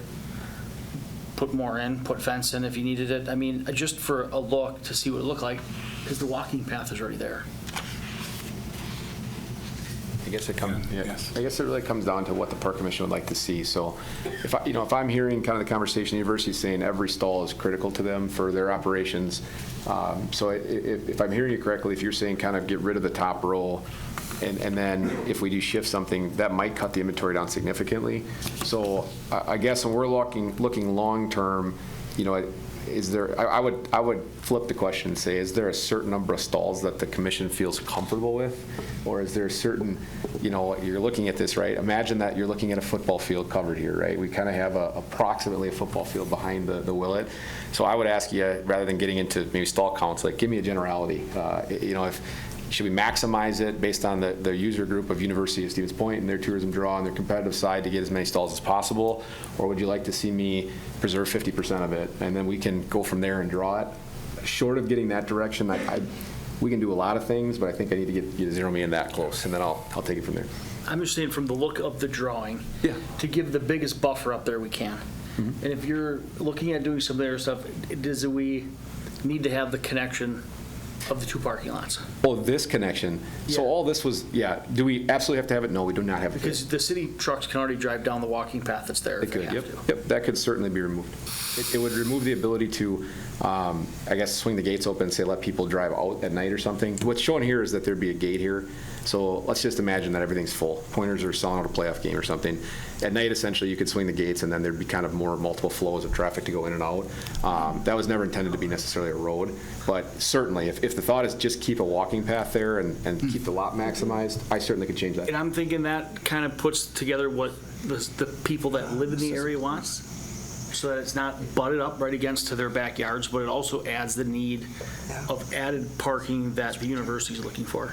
So just what we're looking for everything else. Just to make sure I'm hearing you right, are you saying essentially remove what I'll call 15, but also remove the entire, just leave enough room for a car to be able to drive along the northern edge to pull in that northern row, or remove the northern row entirely? Remove the northern row, keep everything south. I don't know if so we're allowing me 2 rows of parking? So like, you would have this here, the L, and then this up here would be gone, if that makes sense. Yeah, if that's the wishes of the Park Commission, it absolutely can be done. Again, I just would ask, I guess, for the formal direction. So, and I'm just saying that to me, that's absolutely kind of in the middle between what residents want, what university is looking for, for a drawing. Sean, I was just going to say, I understand that, but I also look at it as we just eliminated a bunch of parking elsewhere in this plan, and I feel like we can't. I mean, I know some folks would like to eliminate all the parking, but we do need spots for sporting events. There are different parks in our community serve different roles, and this one has multiple sporting facilities in it, and we need the parking. I think this is the area with the aquatic center. If the aquatic center was going to be on Main Street, it would be one thing, but we're moving it back in here. The Boys and Girls Club, the football field, the Willet. I mean, the need for parking is definitely going to be there with the police department and everything else. I mean, I totally agree. I like green space, but I think we gave up. The original plan showed a lot more parking, and I understand the neighbors that live there, but I think we can look at doing some type of buffering through that area. Yes, sir. Thanks. I don't know if I'm on board or not.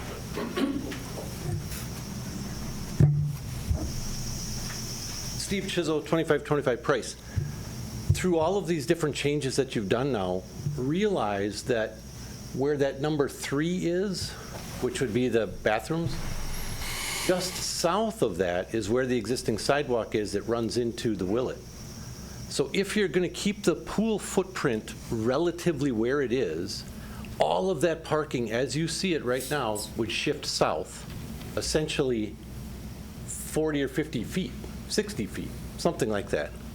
I think you could retain all that parking if it's pushed south and give us that buffer and walking space between our south property line and the parking lot.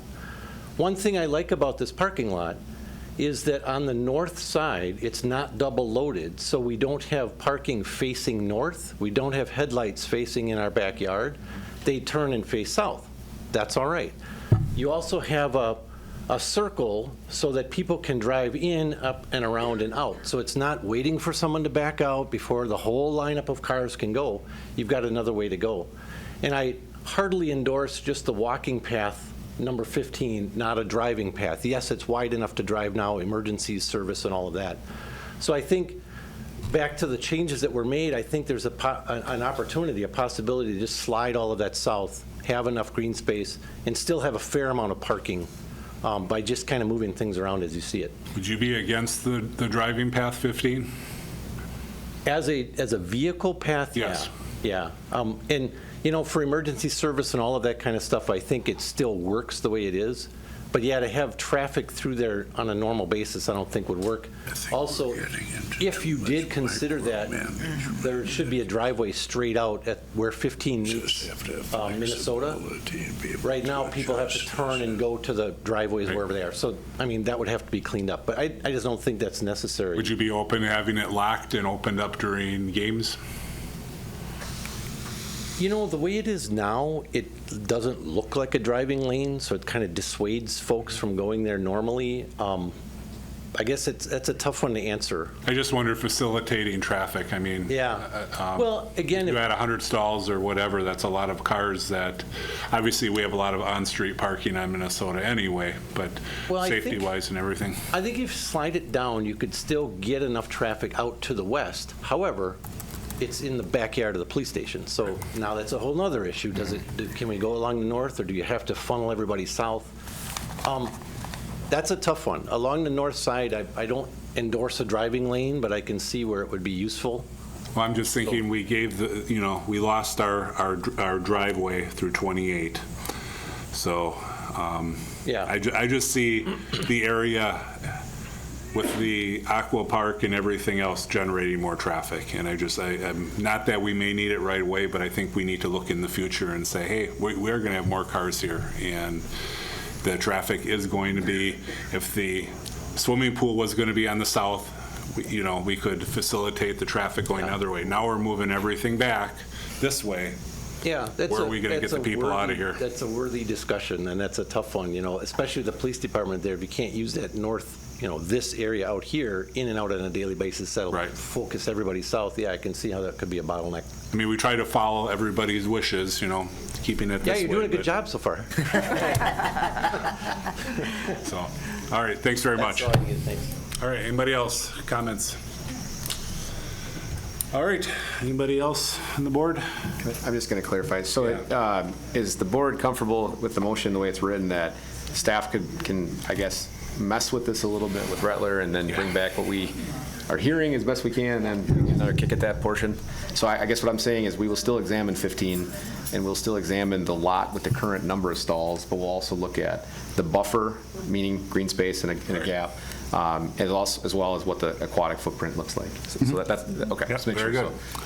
All right, with that being said, and a motion, all those in favor, say aye. Aye. Opposed? All right. We have come down to number 10. Any other items for Goerke Park that will be included in the next draft master plan concept? Yes, Mr. I'd like to say something on this too. You look at this plan.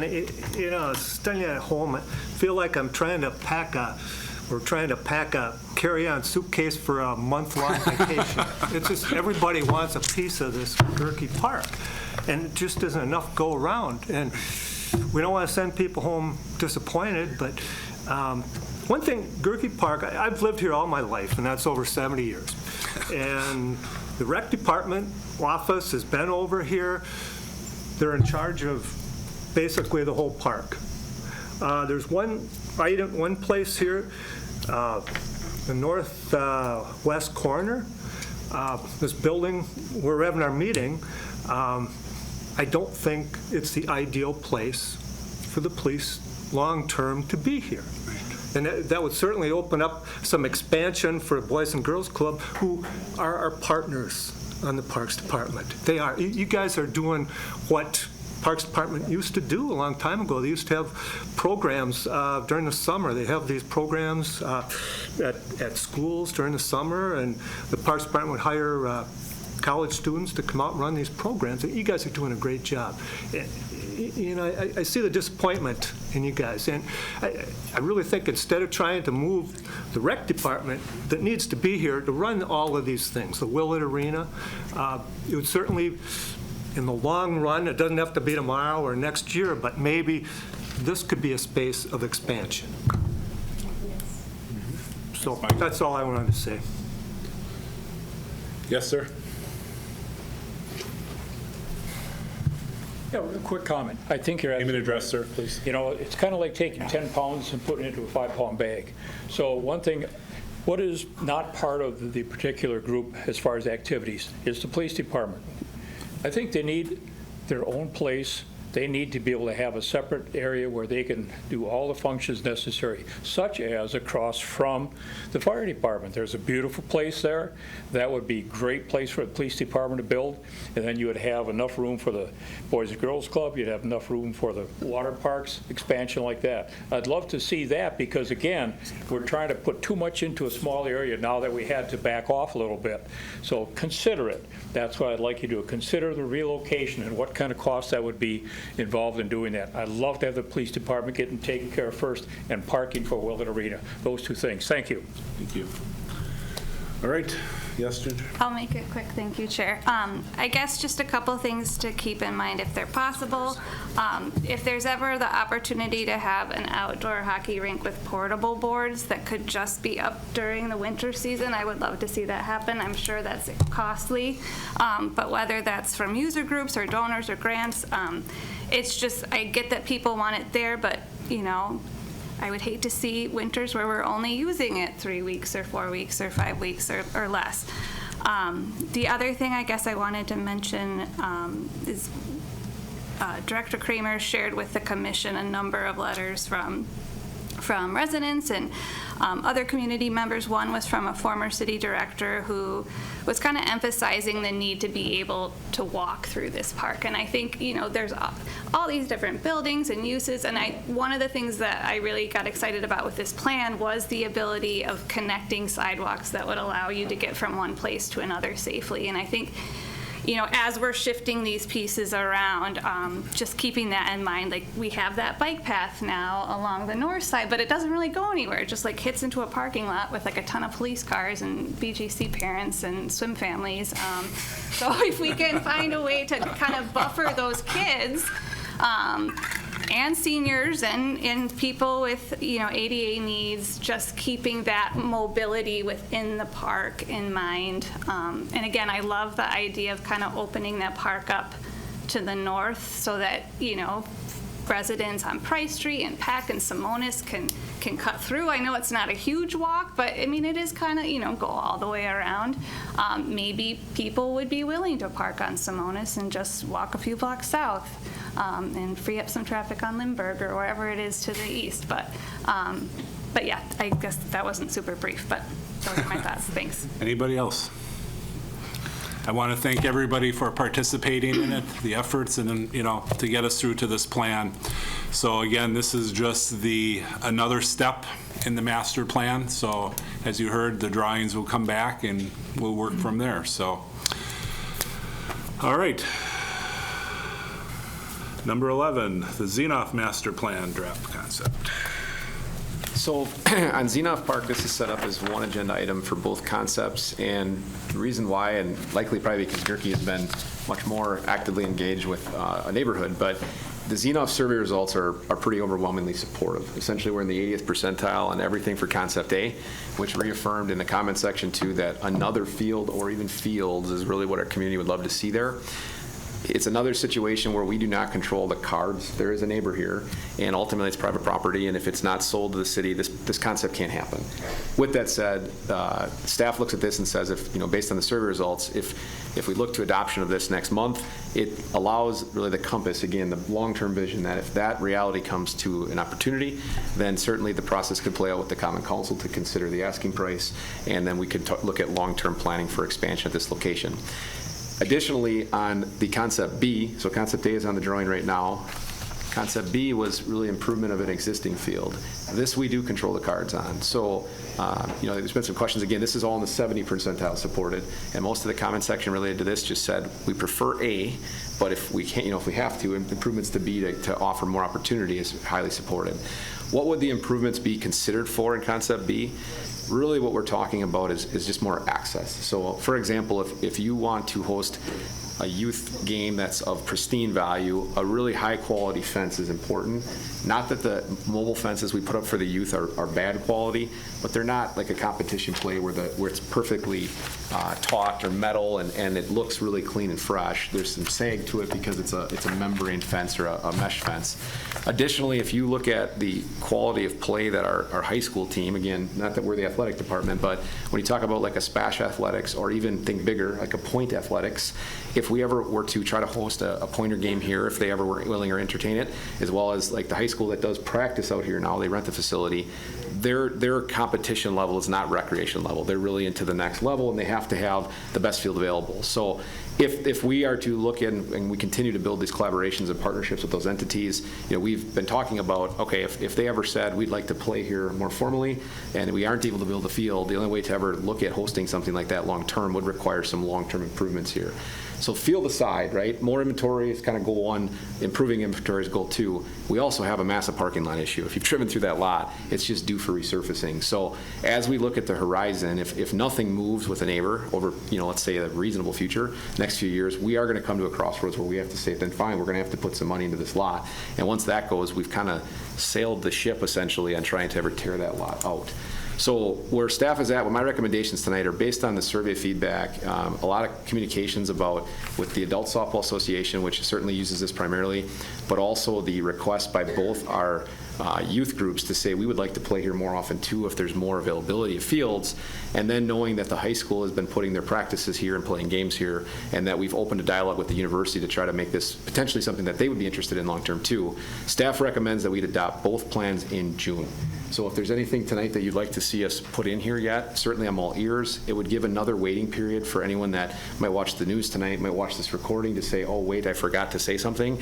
So it's not that we just quick adopted it. There's another waiting period here where then the next agenda item in June would state possible action to adopt both plans. So based on survey data, user group, meaning high school, youth groups, Adult Softball Association, I've not been asked for any other changes. So that's what staff recommendation is to proceed next month. Yes. I just have one comment. It's on Plan B. We're looking at turfing the outfield grass on field 1 and then turning the fence into a movable fence. People that I've talked to, turfing an outfield does not make a better field. It does not make it a better play facility. People don't like playing in moss, and they play there out of necessity in the spring, but the turf outfield makes it a lot hotter. And when baseballs or softballs get hit in the gap, you might as well just turn and run for the fence because you can't cut them off. And then the fence that we were going to look at, the 300-foot fence that would move in, they do make other fences that are the same way. It's just not the 300-foot fence. So I think and we don't have to change it, I'm just commenting, I think taking out money to turf it, we can put in for more portable fence. You know what I mean? You can instead of doing one field that we're going to upgrade for better play at a smaller field, you could do it to 2 or 3. Makes sense. Yeah, I think there's certainly. So I'm just trying to play out how we would work this process, right? Should the university and high school ever come to the city and say, okay, we want to be a part of it, right? they likely are going to outline the terms of whether they would need turf or not. You know, our user groups are not saying that, when I say our, the city recreational leagues are not saying it has to be turfed. So at that time, if those entities, because that's what we would be looking at here, were to say it's got to be turf, I think this board will be asked again, do you support the turf? And this plan would say, okay, we've discussed it. I don't know that answer from the college side or the high school side, whether turf is better than just the grass outfield. And really today, it's more so just to say field improvements kind of attracts them. So I'm good with it either way. If we want to ultimately change it to say, instead of synthetic turf softball field, to say improved athletic space field, and leave it kind of like we did in Goerke, where turf or grass is identified later, no objection by me. I think most likely the only way turf would ever move is if we had those partners saying they needed it. So I'm fine with that if that's what the board would like to do. Anybody from the community want to comment? Yes. Makes sense at this point.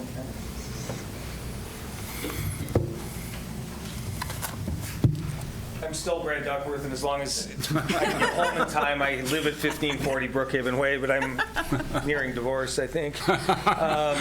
Thank you for entertaining this. In full transparency, we have entered into preliminary conversation about potentially becoming a tenant, an anchor tenant similar to what we have here. We certainly have not made a decision one way or another on what that would look like.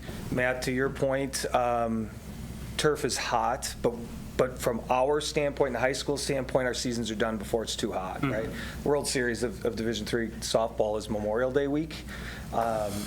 And I will say right now, and I also serve on the executive board of the CVB, and we have played, our field is unplayable at this point. We haven't played on it all year, and that'll be 4 out of 9 years I've been here. We haven't been on our field. So we have a problem, and we either have to raise the money to fix ours or partner in this. So we have a real stake in this. We have played every one of our games in Wisconsin Rapids, and their facilities are beautiful. Their high school facilities, if you haven't been out to that renovated park, it's unbelievable. And I guess I'd be remiss to not speak on both sides of this place. I don't know how we do this, because we're asking a parks board to do work for a university and for a school district, and somehow, some way, this is what's beautiful about this town, but also challenging about this town, is that every pocket has different thoughts, and then it seems to be never really yours and really mine and really the school districts, and you know what I mean? It's always somebody, and it's not, this is not intended to be negative, it's always somebody else's. And you know, this should probably be the school board conversation for SPASH, and this should probably be the university's conversation for UWSP, because we're asking a municipality to help us figure out how and I don't know how we do that.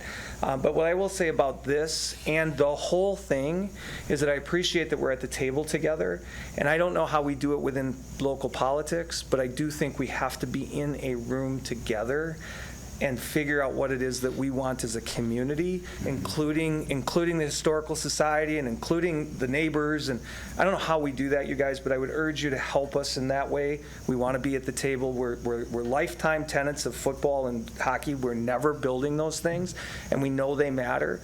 We're likely, if we do this, lifetime partners of this as well.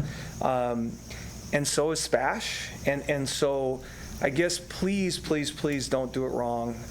You know, just that doesn't make any sense for anybody. So you know, let's do it right together, and we're willing to invest some money to help do that. So I don't have an answer on turf. We would prefer turf. Why? Because when we get people that come from, you know, all over the Midwest to play us. We would also like to host regionals, super regionals, and bid for a World Series. This is a perfect place for this to drive a lot of economy.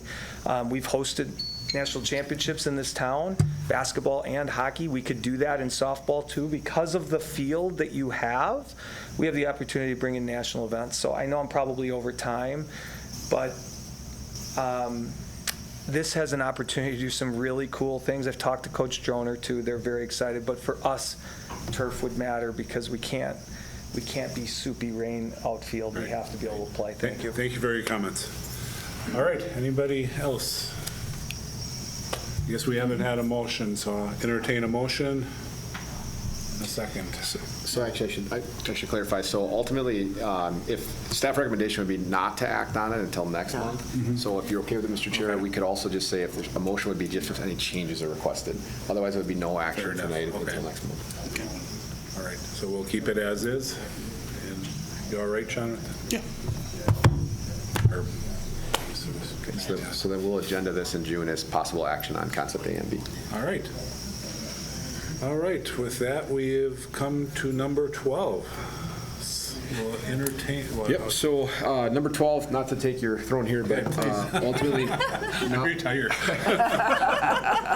We're now at the annual time to go ahead and select a chairperson for the next, for the Board of Park Commissioners, so I'll take this piece. I guess I would entertain a nomination for someone to be chair. Go ahead, Commissioner McDonald. Yes, John, if you're willing, after tonight, I'd like to nominate John O'Connick to serve as chairperson for the board for another year. Do you accept that? Second right here. Okay. Accept that nomination? Okay. Any other nominations? Okay, if not, I'll just go ahead and voice vote. All those in favor? Aye. All right, Mr. Chair, I'll hand it back to you to select the vice chair. All right. Call for a nomination of it. Nomination for vice chair? Yes? Yes, I'd like to nominate Wayne Sorensen. Wayne, if you're willing to serve for another year as vice chair, to serve as vice chair for the board. Yes. I'll second that. Congratulations. We're stuck with each other. All right. Item 14, Director's Report. Let me say a quick couple things. First off, just to highlight the Recreation Division, so we don't talk a ton about the events that we do, but we do lead the downtown Easter egg hunt, and that's run completely, entirely out of our office. So kudos to Emily for all her coordination in our office, kind of getting all the behind-the-scenes work done. And then additionally, we kind of lean on all of our labor staff to, they work a weekend, it's a holiday weekend for them too. They come in on Saturday morning and set everything up. So we did have really nice weather this year for the first time in a long time. So we had a good turnout. And then we had a couple agencies that ran an adaptive hunt to the north. So that was a really nice addition, and we received some nice comments on that. So I think we've already been downtown in the actual square for, I think this is the 4th year already. So running well, and we look to do that and continue that in the future. Additionally, the department offers a free scavenger hunt. The Recreation Division puts together clues. This year it was in the Sculpture Park, and it costs nothing. And then we actually give some prizes out if families go through and complete the scavenger hunt, take a picture, send it into our email address at the office. Emily selects some random names out of that, and there's some prizes handed out. A lot of smiling faces coming in, picking up those prizes for doing it. And what's cool about it is it brings people to the park that might not go otherwise, right? They come from all over different areas and townships and stuff too to come do it. So I think we've been doing that around 5 years, is that right? Is it the 5th year, 4th year? I should know that, I apologize. I think it's the 5th year. And again, we've kind of moved around park to park to park, and so that's been a great thing too. And I give a lot of kudos to Ann Hyla and Greg Trudell, her staff, as well as Emily for all their efforts on that. Then just a friendly reminder, this year Riverfront Rendezvous is falling right on the week of Park Commission, so we're setting vendors and everything on that Wednesday night. So I just want to mention in advance, so you know, if you're making plans, we do not anticipate having a July Park Commission meeting. So June will be a big meeting, obviously, and then things will kind of carry to August. So that's what I have for the Director's Report. All right. Item 15, adjournment. Motion to adjourn. Thank you, sir. Thank you, everybody, for coming. Have a good evening.